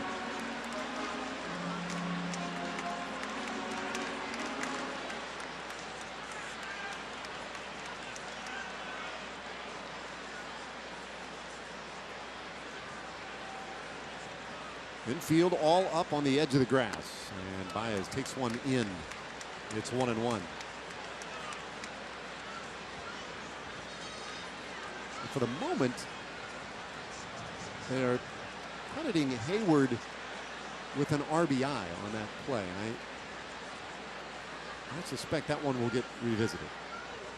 This pitch is outside, and it is 2-1. I'm not one to jump into a whole lot of official scoring argument, but there'll be conversation on that one anyway. Yeah, I agree. So Russell third, Hayward standing out there, hands on hips at second.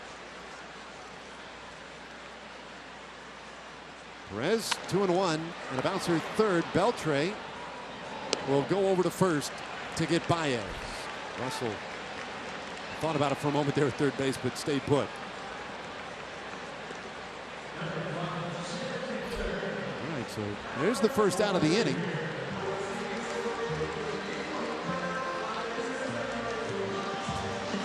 Yeah, a spot for Martin Perez to go ahead and walk Almora. With the pitcher hitting next, this is one of those National League things you were talking about, Dave, where it comes into play. It looks like they're going to pitch to Almora, but you're not going to pitch very aggressively. Pinch hitter Caesar coming out of the on-deck circle. He's still with first base open. You want to be pretty careful with Almora. And Almora swings at the first pitch. Desmond coming on.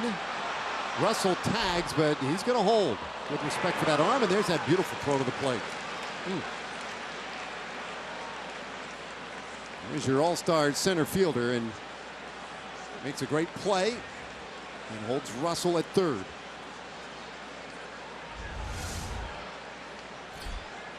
So indeed now Caesar is announced as the pinch hitter.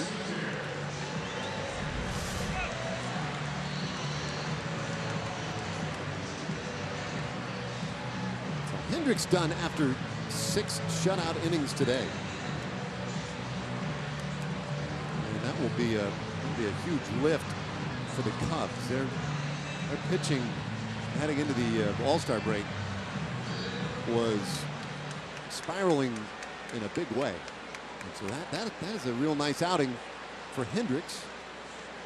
Matt Caesar, right-handed hitter. And he hits this one sharply up the middle, base hit. Russell is home.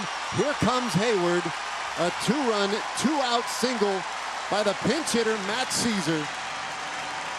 And it's a 6-0 Cubs lead. Well, there's the other part. The National League pinch hitters have the advantage. Almost every single one of them is aggressive coming off the bench. They're going to go up there looking for a fastball on the first pitch to hit. And that's exactly what Caesar got, and he did not miss it. Martin Perez trying to get that pitch away, and Caesar picked it out, zeroed it in, got it on his radar, and got the 2 runs driven home. Well, that will spell an end to the afternoon for Martin Perez. Unfortunate, because the first 5 innings were all quite good. New pitcher coming on for the Rangers. Tell you about Tony Barnett when we come back.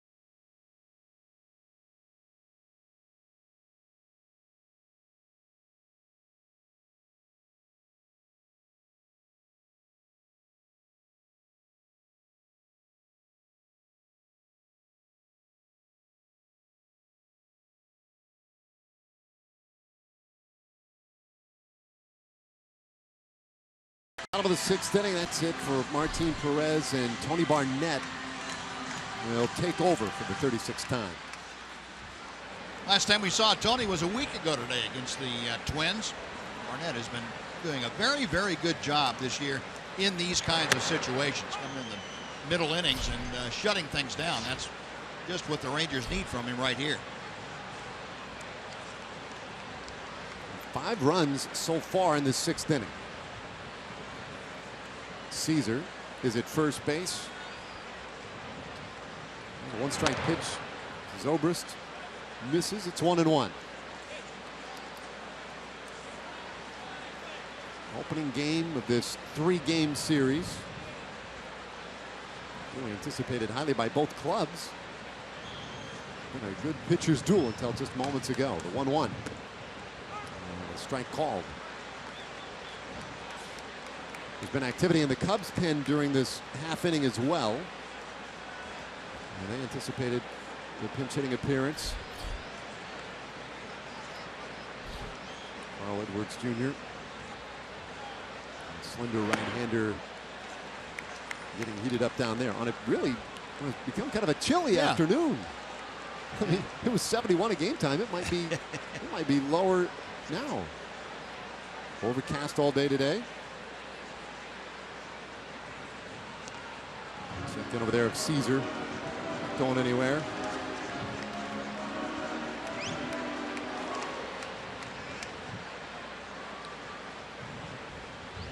You would anticipate sometimes a cooler breeze off the lake.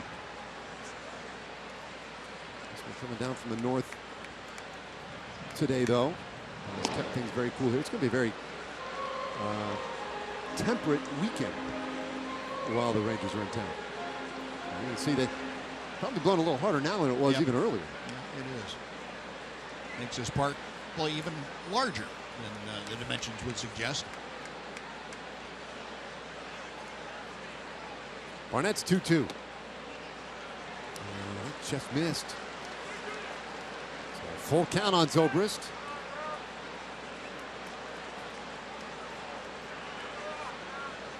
Really tough to get Ben Zobrist to expand his strike zone. He has a great eye at the plate, always has.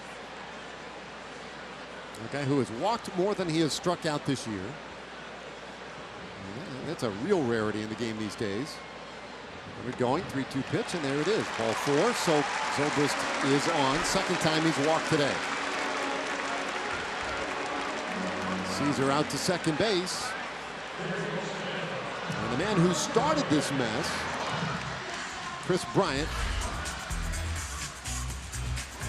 be back up. Let's go back to Tuesday night. Well, that was the All-Star game. Bryant with a home run for the National League. Again, the American League won 4-2.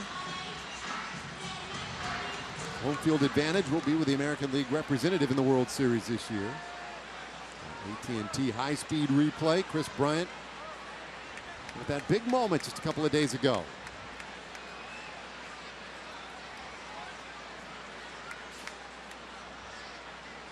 Barnett to him. There's a swing and a high fly ball center field, but playable for Desmond, who circles underneath it and makes the play. It ends the inning. 10 batters come to the plate. 5 of them score for the Cubs. They lead by a half dozen as we move it along to the 7th inning.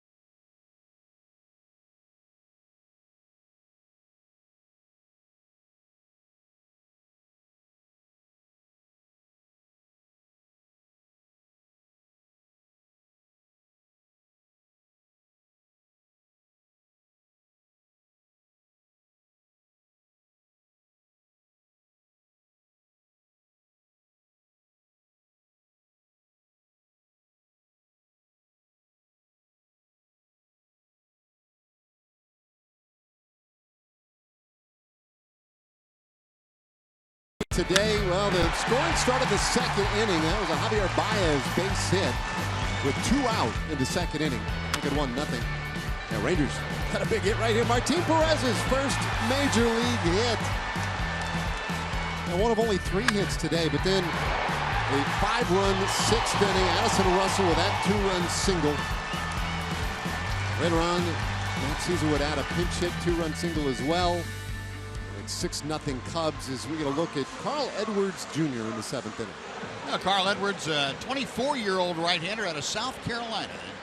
Tall, lanky right-hander. He goes 6'3", about 170 pounds or so. And this is his 10th outing for the Cubs this year. Fine ERA of 1.69, and the league just hitting 114 against the right-hander. So, Kyle Hendricks done. And now into that Cubs pen. Rua takes strike 1. Hendricks very effective today. 6 shutout innings, only the 3 hits. Up and in. 1-1 to Rua.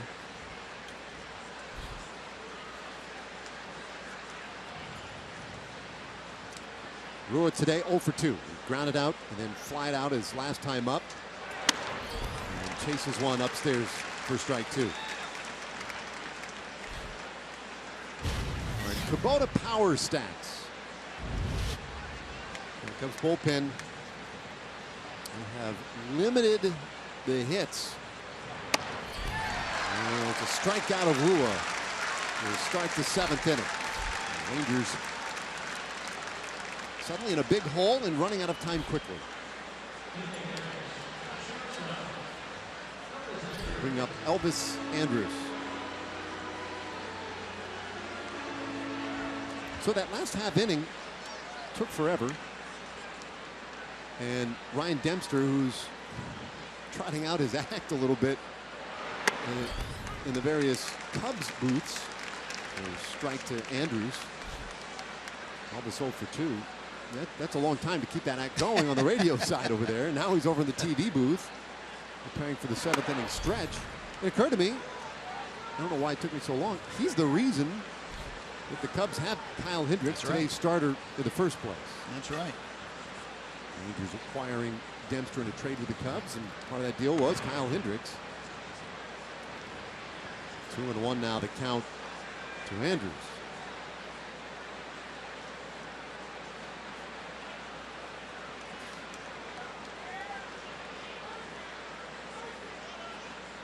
Set up outside, and Edwards hit his spot. 2-2. And the reason that the Cubs have Carl Edwards is another trade with the Rangers. Matt Garza came over to the Cubs. Justin Grimm, and Neil Ramirez came the other way. Full count now on Andrews. It's going to make it less and less fun by the moment. It's not exactly old home week, but it sure seems like it at times. Rangers really, their biggest threat was back in the first. It was Andrews bloops this one over second. Out goes Baez and makes the play. It was hung up there forever. 2 gone. Yeah, that broken bat looper, and you're right. It did hang up there. Baez got a pretty good break on it. And a fairly easy play for the second baseman. So now Robinson Chirinos. Tomorrow, Darvish will return for the Rangers. He'll have the start in another afternoon contest. First pitch to Chirinos, right in there for a strike. It'll be Darvish and Jason Hamel, a pitching matchup. Cole Hamels and John Lackey is our matchup on Sunday.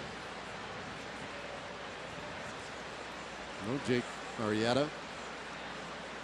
No John Lester for the Rangers in this series, so they missed those 2. There's Keone Kela activated today.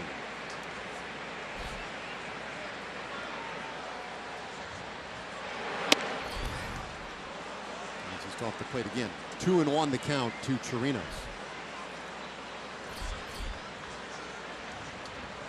That is Wood.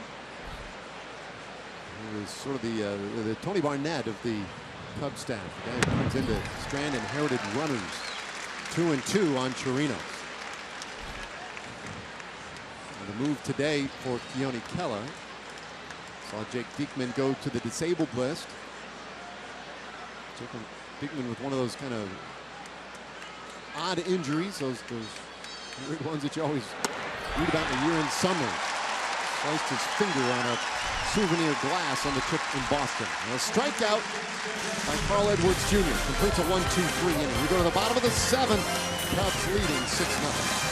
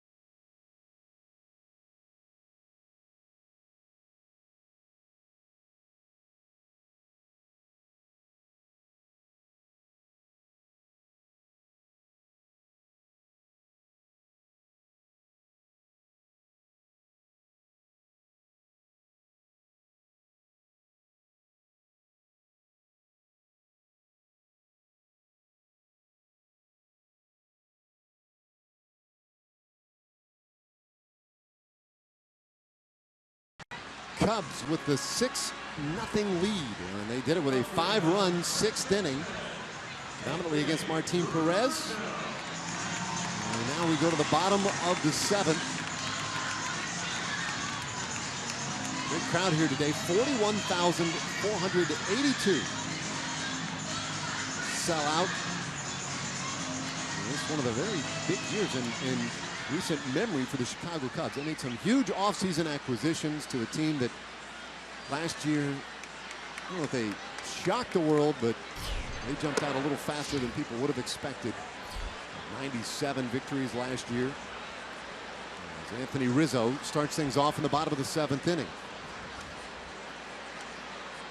They expected this to be the year when the talent would be ready and everything would be set to perform. The 1-0. Rizzo hammers it down the right field line, but foul. Well, it turns out last year they called up some of the kids. The kids produced, and then they went out this offseason. And Chicago, one of the more aggressive teams in the free agent market, loaded up. And that man, Joe Madden, feels like he has the club together to make history in the Windy City. And by history, we do mean just that. It has been since 1908, the last time the Cubs have won a World Series.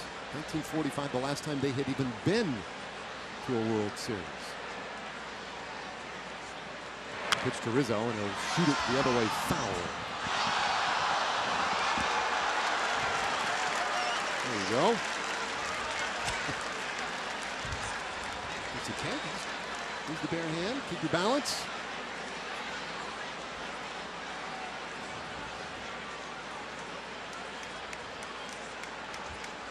And that's 1-2. He's in a battle with Rizzo. So 1908, and Buzz, I mean, have been some years where they've had some good clubs here, and it gets crazier and crazier as the summer wears on, and you almost fear a World Series championship, because I mean, I don't know a city that will celebrate a championship quite like they probably will here, should it happen. Rizzo retired on the comebacker to Barnett, one away. With that, though, we participate. Another Chevy game break. Let's check in with Aaron Hardigan.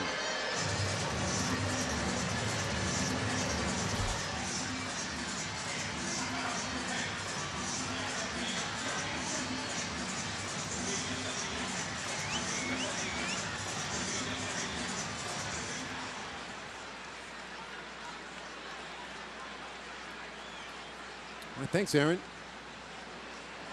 We've been talking about how the wind has maybe affected things here today. This is a calm day. Yeah. Not exactly the British Open. Yeah. Although the overcast, the low-slung clouds today and the cooler weather, it's got a little bit of that feel. 1-1 on Contreras. Walked and scored a run as part of that 5-run inning in the 6th.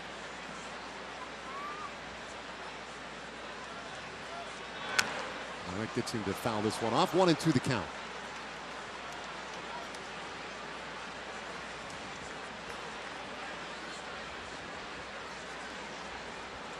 We'll see jackets today, windbreakers out there. It's our own Matt Hicks, couple of boosts down. Sporting some long sleeves today, trying to keep warm. And that's 1-2. Not sure what the problem with that pitch was. That Laz Diaz flinching back there struck him out. Looking.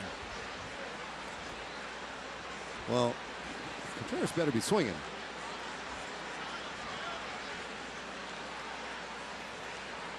Here's the 2-2. And he is, but it'll stay 2-2. Well, it's tough when you get strike 3, but you have to keep working against a guy. And the spot that Barnett's in. Well, the score doesn't look good, and the situation is not great for the Rangers. But Martin Perez, by and large, pitched pretty well today. This one sails away. It's a full count. For 5 very solid innings, Perez held these Cubs at bay, and then things just flat got away from him in the bottom of the 6th inning. Certainly not helped by an error. 3-2. And there's strike 3 call.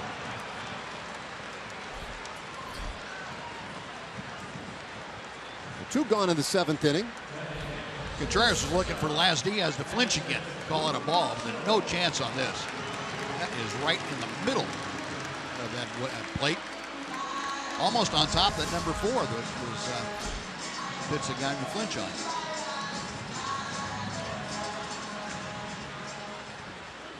Right. It's a strikeout, but he got away with a few in that at bat. Little tapper, first base side. It's foul. Strike 1 on Addison Russell, who had the big 2-out single last inning. Or rather, 2-run single. And that's the one that kind of broke this thing open a little bit. And you were talking, Dave, about Martin Perez this afternoon. He did pitch well, but it also points out the difficulty you have not getting the run support when it's a 1-0 game, and every mistake you make is magnified when there's no run support. And Martin ran into that in the 6th inning today. One strike pitch, and that one fouled off. No room for any error today. Rangers with just 3 hits. One of them by Martin Perez. Infield dribbler.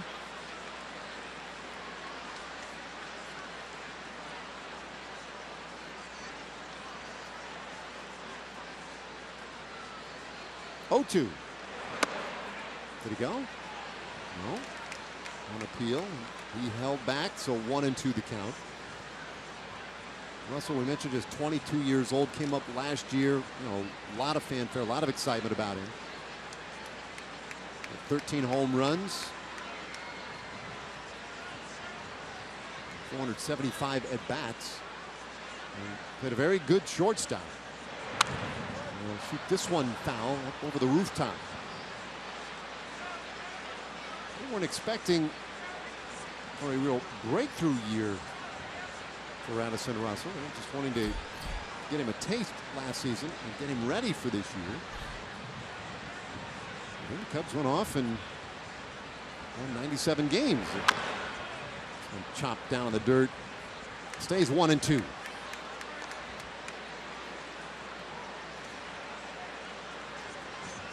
Russell, a guy acquired via trade.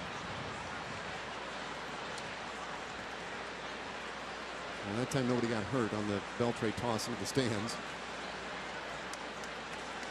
Russell came from the Oakland A's organization along with Dan Straley. And Billy McKinney, an outfielder, as this one needed to count at 2-2. Jeff Samardzija, Jason Hamel, Addison Russell. That turns out to be a pretty big trade. Yeah, it really did. Set the Cubs up for where they are at the present time, but also the failure of last year in the playoffs has set them up for where they are this year. Leo Epstein had to go out and shore up the pitching as best he could. And he was aggressive in that regard as well. Tony Barnett aggressive in the seventh. A couple of strikeouts and his perfect frame sends us to the eighth.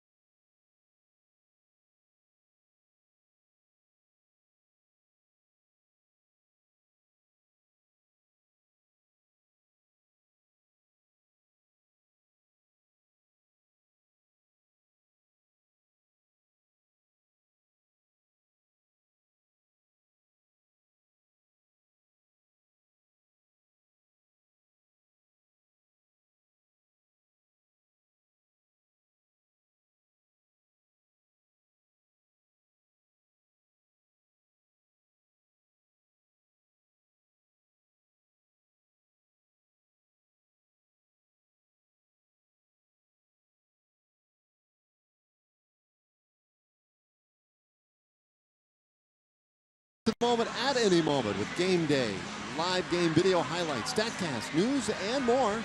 Download MLB.com at Bat, the #1 app for live baseball on your phone or tablet.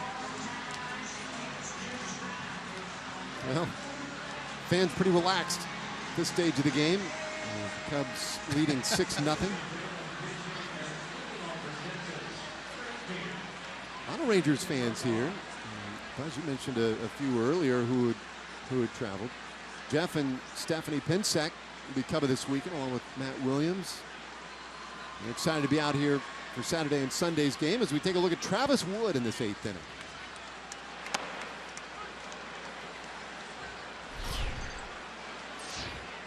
You saw the numbers for Travis Wood. He's become a very effective member of this Cubs bullpen. Came over from Cincinnati in 2011. Joined the Cubs in Major League level in 2012. He has worked a lot in the last couple of years. Last year, 54 appearances, and first year he didn't have a whole lot of starts, even kind of a swing man. Profar hits one off the handle out of the left field, base hit. Lead man on to the 8th. for Profar. We'll go back to the top of the order. Rougned Odor due up. Jerrickson's kind of taken to this pitch hitting deal. He's had a couple of big base hits. This one leading off what the Rangers hope for is an 8th inning comeback in this ball game.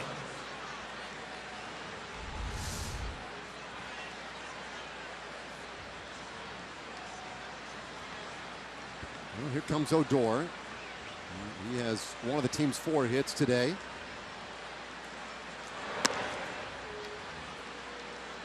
Watches ball 1. If there's one ballpark over the years where I feel like I've seen the weirdest comebacks, the strangest, wildest games, it's here. Yeah. Yeah. I'm sure Cubs fans would probably echo those sentiments. 1-1 to Odor. Looks like we're going to start getting some wet stuff. Yeah, it's coming in, isn't it?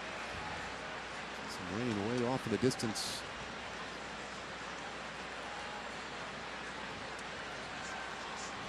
Fans starting to move a little bit.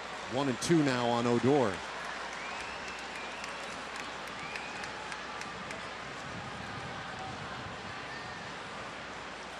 Sometimes it's weather related. Sometimes it's just the magic of this ballpark where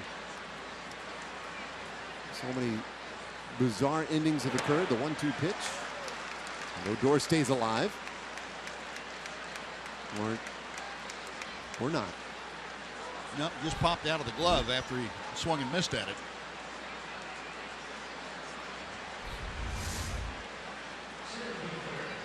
Well, did not get a piece of that. Yeah, Contreras couldn't hang on to it, but it wasn't because it was a foul tip, unfortunately. So that's a big out for Travis Wood. 3rd pitcher of the afternoon for the Cubs. First pitch to Desmond misses low. Desmond 0 for 2 with a walk.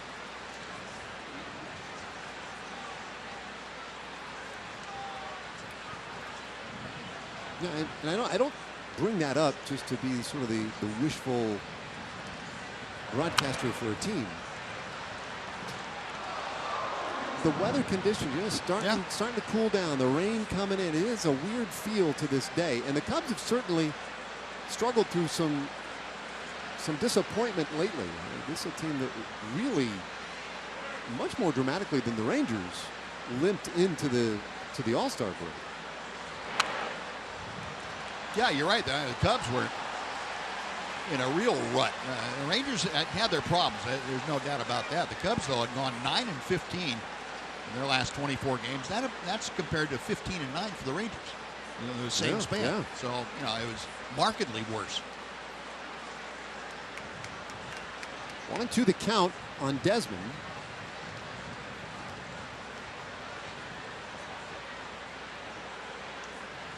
Fans heading for cover down below. And Ian extends the at bat. So Wood having to work just a little bit. Nomar Mazara waits on deck. Well-prepared fans, I might add.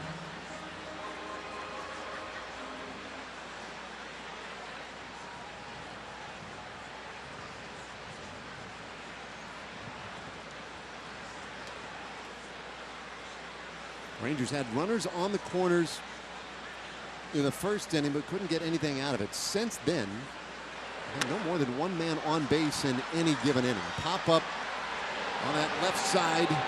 And Bryant will take care of it. Just in foul ground, 2 away.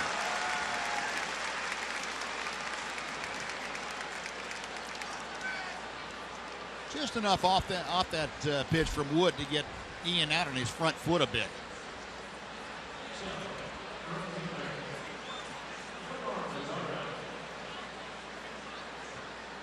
The Rangers down to their final 4 outs now. Mazara hitless in 3 tries.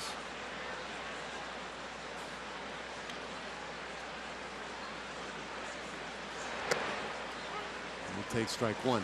Earlier in the game, we'd mentioned that the Rangers just have not had any success once they got a man on base. And they haven't had many, but they're 0 for 10 with runners on. 1-1 to Nomar Mazara.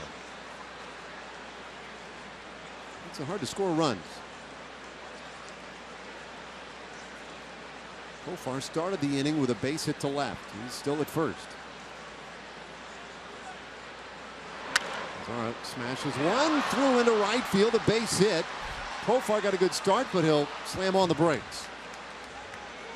So Mazara with a single, and there's the first Rangers hit with a runner on this afternoon. And it gets Beltre to the plate.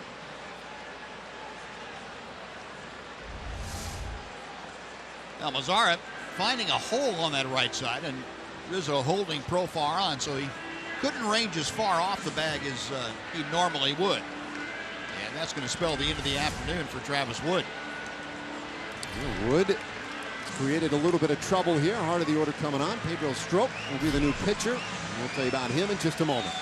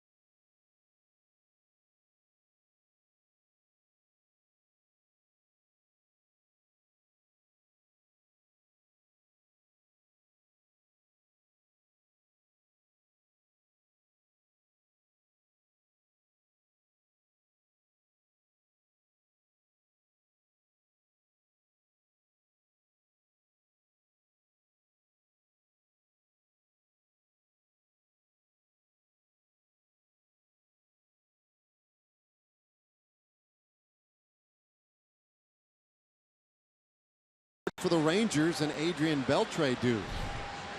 Now Pedro Strop, a former Ranger, made his major league debut with the Rangers back in 2009, but he has come over to the Cubs and become a force out of that bullpen. Had a couple of good years with the Orioles, then he came over to the Cubs along with Jake Arrieta in a deal 3 years ago that has proven to be a boon for the Chicago Cubs.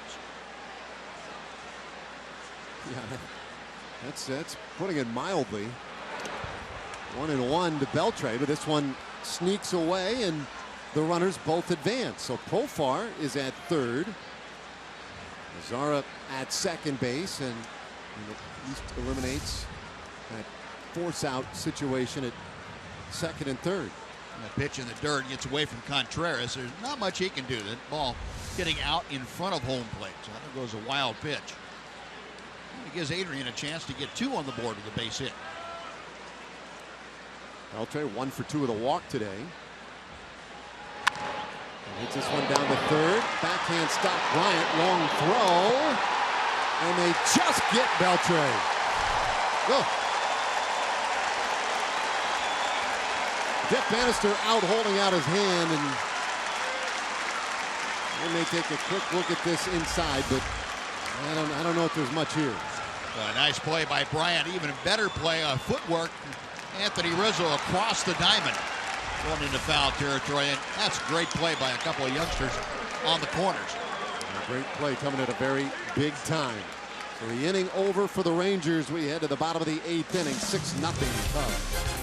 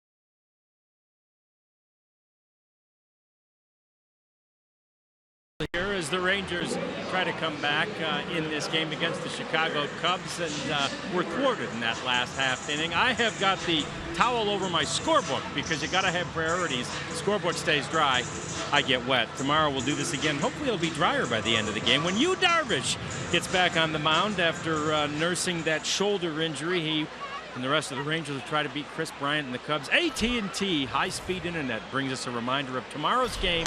Same time, same station. We'll get it going around 1:20 tomorrow. Rangers live at 12:30, guys. Right on, John, and that'll be big tomorrow to see Yu Darvish back. And boy, we sure hope that we get to see you every, I don't know, 5 or 6 days after that as well. Now, that'll be good. Jose Leclerc is on now, coming out of the Ranger bullpen, the 22-year-old, appearing in his third major league game. So far, the league has only sawed him to a 188 clip. Run that one in on Hayward, and it is 1-1. Hayward, Baez, and Almora.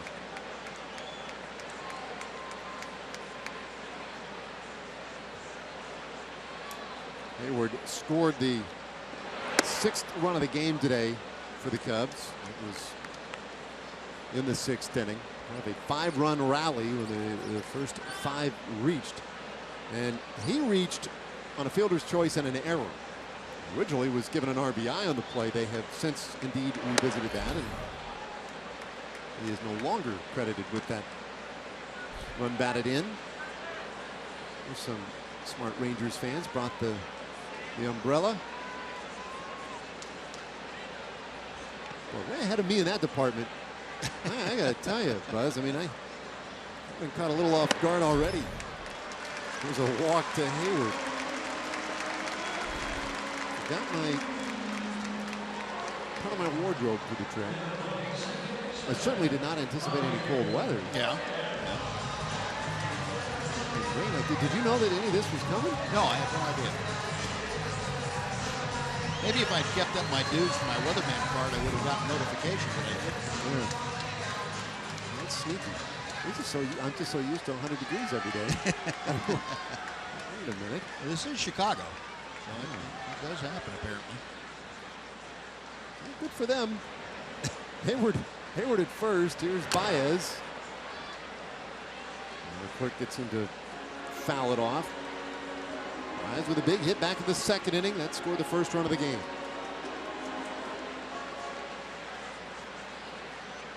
Today at 2nd base. And we'll see him in various spots, potentially in the series. A little tight, 1-1. That's one thing. You look at Joe Madden's team, and they have a lot of weapons. They do a lot of things well. But one of the things that he really has working for him, a guy like Baez and Chris Bryant, Ben Zobrist, these are guys who play all over the diamond. Even like Wilson Contreras, use him in the outfield. He can catch. And the swing, and that one is slicing into center field. A base hit for Baez. Hayward drops anchor at 2nd. Have to have the first 2 men on in the 8th.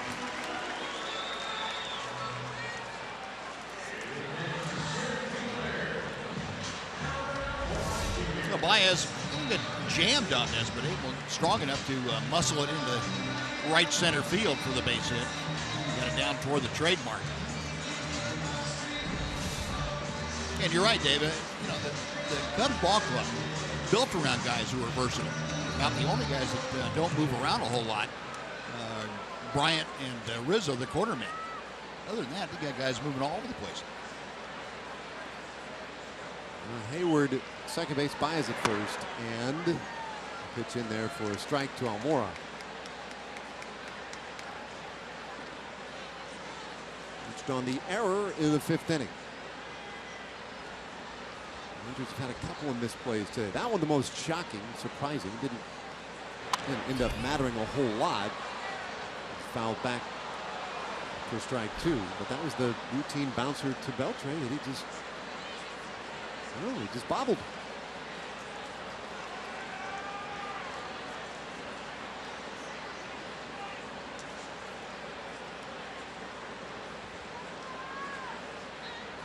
Two-strike pitch. Kirk gets him to rip it down the 3rd baseline foul.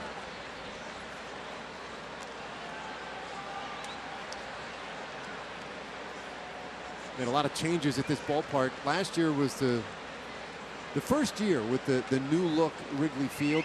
2 big new video boards. That one out there on the left.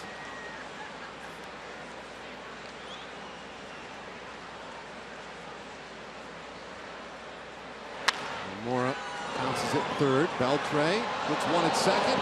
And Odor in time. Double play. Nicely done.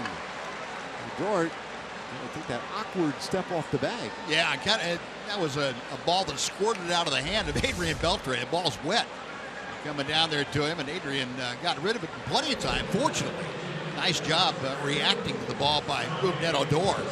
The presence of mind to clear the bag at second before he got the out at first in the double play.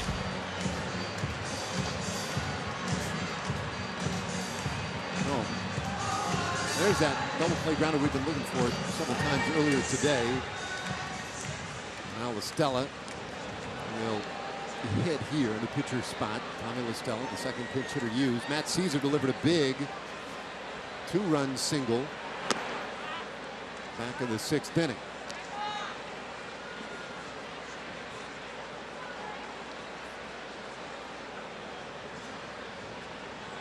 Six nothing Cubs. Rangers will have Fielder, Rua, and Andrews in the 9th. It's 2-0 on Tommy LaStella.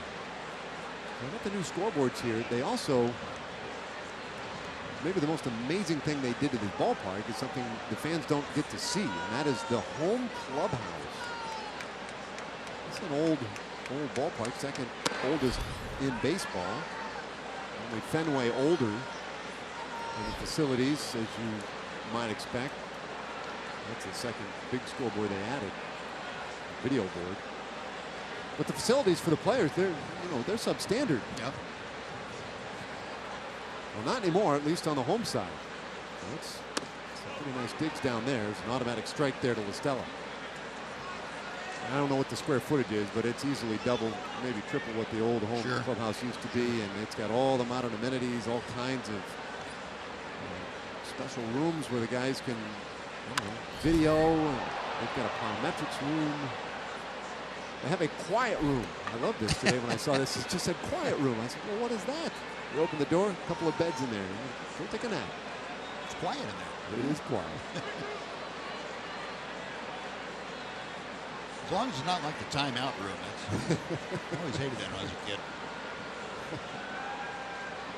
Man at third. And a full count pitch. And he wouldn't chase. So LaStella draws the 2-out walk.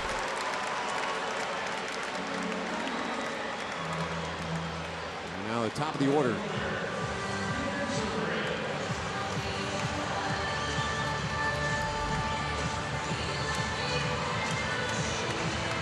On the corners, Zobrist, who has walked twice today. A good day at the office for him. 54 walks against 48 strikeouts this year. Actually, 49 strikeouts, updating with his punch out on the first. Dempster continuing to make his rounds, staying in character.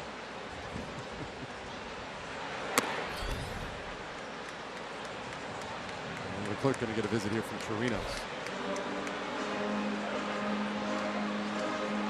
A little tough on these wet days, no doubt, for any pitcher.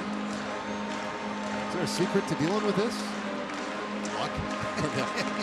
Well, no, what you have to make sure, and the major leagues is not quite as difficult as some of the minor league parts. Keep your cleats from clogging up with mud. If they do that, boy, you're slipping all over the place. And not only is it hard on the pitchers, it's a little troublesome with the hitters. They don't like guys out there that are throwing 94, 95, 96 miles an hour that are slipping as they throw. Not a real comforting feeling. Up and out. 2-0, and then of course there's the catcher who has to contend with it as well. Yep. What about the ball? Is there any issue there? Or is it really mostly the footing? Yeah, it's mostly the footing. They change balls out enough that anymore, if you look at a ball crazy, you throw it out. So that's true. Really doesn't have a chance to get wet. There's a strike. 2-1 to Zobrist.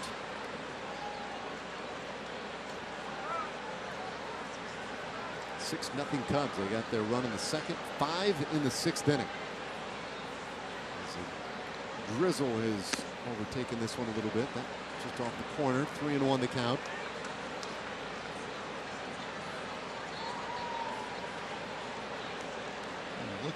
Looking out over the left field stands out there, looks like it's getting heavier up to the north.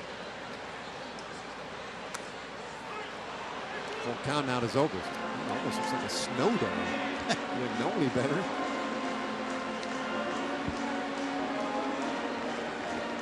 Tough day to wear glasses. He's been real resourceful today.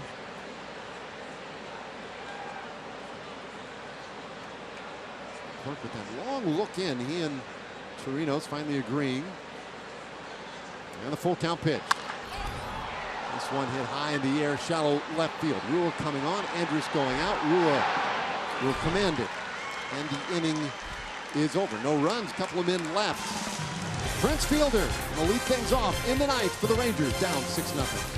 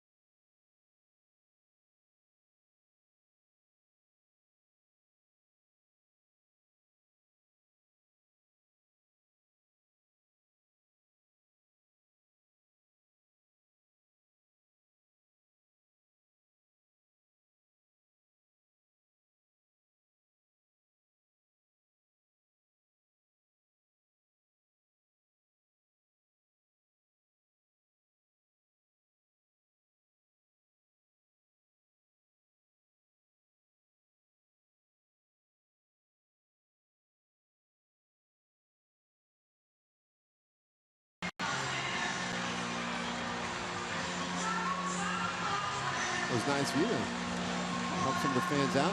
Then some of your gear is Justin Grimm. He's come on the ninth inning. Another ex-Ranger. Justin Grimm came up here in that Matt Garza deal a couple of years ago. Grimm made his major league debut with the Rangers back in 2009. Came up originally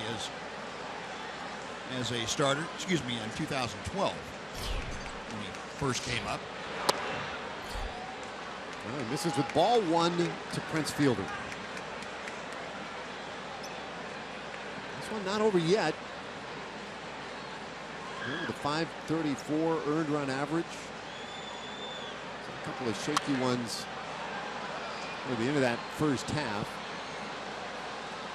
Even to count 1-1 on Fielder.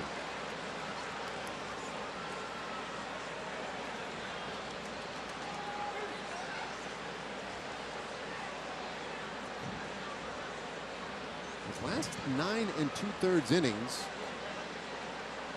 Grimm has surrendered 14 hits, 8 walks, and 10 runs.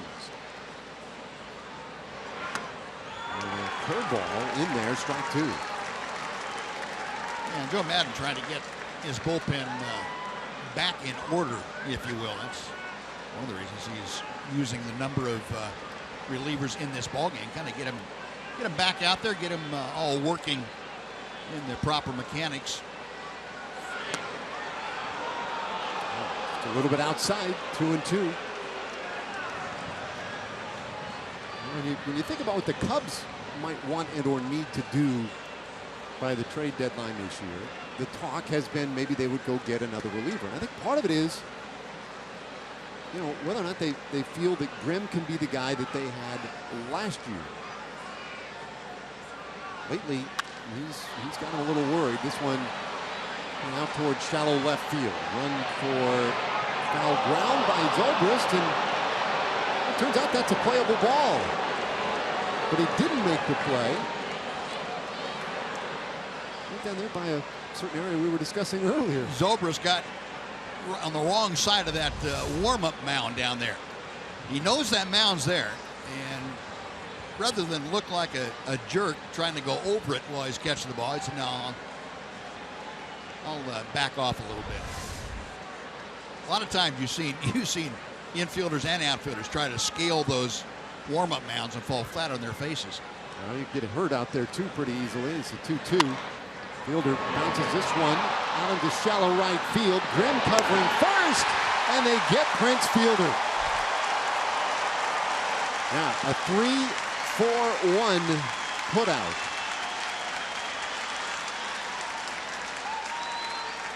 That's just hitting in bad luck as far as Prince is concerned, and the Rangers. Hit this ball pretty well, and it just got off the tip of Rizzo's glove. Pretty good job by Baez, though, to be able to back that up, reverse himself, and still throw to Grimm covering. And had to reverse himself on the wet grass, and then plant again to throw back across. Yeah. Boy, that's a big out, and now here's Ryan Rua. He's fouled back for strike one.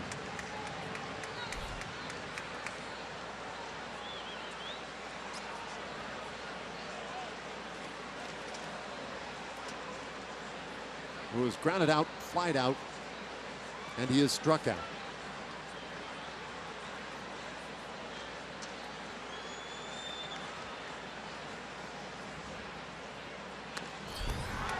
Strike two. By the way, that's 12 ground ball outs today for Cubs pitching. So they have, you expected some of that today with Kyle Hendricks as the starter, but bullpen has kept that going as well.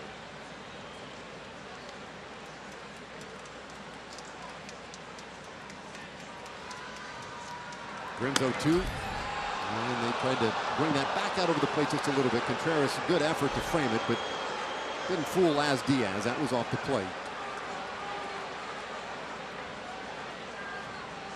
1-2 the count on Rua. Last year, Grimm had a sub-2 earned run average. Breaking ball popped up right field. Hayward is there waiting. And they're two gone.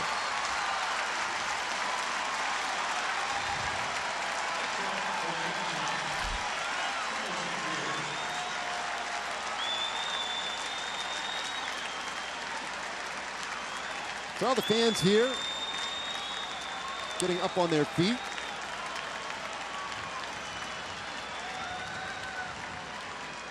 Somebody needs to tell him it's cold and it's raining. He's got his beer jacket on out there. Here's Andrews.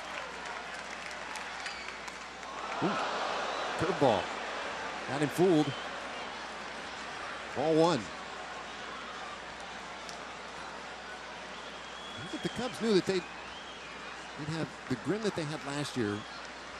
3-5, a 1.99 ERA. Then they might put away any desire to go out and get another big reliever. 2-0 the count. There's still a couple spots in that bullpen that are not real solid for the Cubs, and Madden would love to have some lockdown guys for the 8th and 9th innings. It hasn't been as solid as he'd like for it to be. Andrews pops it up foul, first base side, and into the seats. Been a lot of talk about the Cubs eyeing Aroldis Chapman, and Andrew Miller and Dylan Betances of the Yankees. Any or all of those three. I don't think all of them, but any would do. Could you imagine? Not a babe.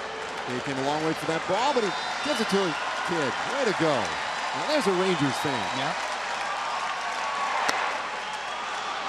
Good pitch, but it runs the count to 3-1 on Andrews. Astros have only, or rather Rangers have only been shut out once on the road this year. It was in Chicago, just against a different team. 3-1. And it's a full count.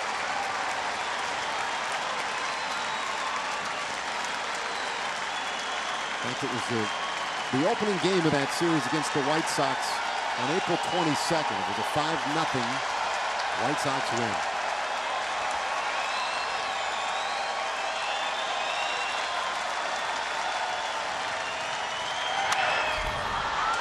Andrews hits this ball hard, center field. Back is Almora, and he'll make the catch. There you go. Little defense from the center fielder, Almora, and that preserves the shutout for the Cubs. They take the opener of this series 6-0.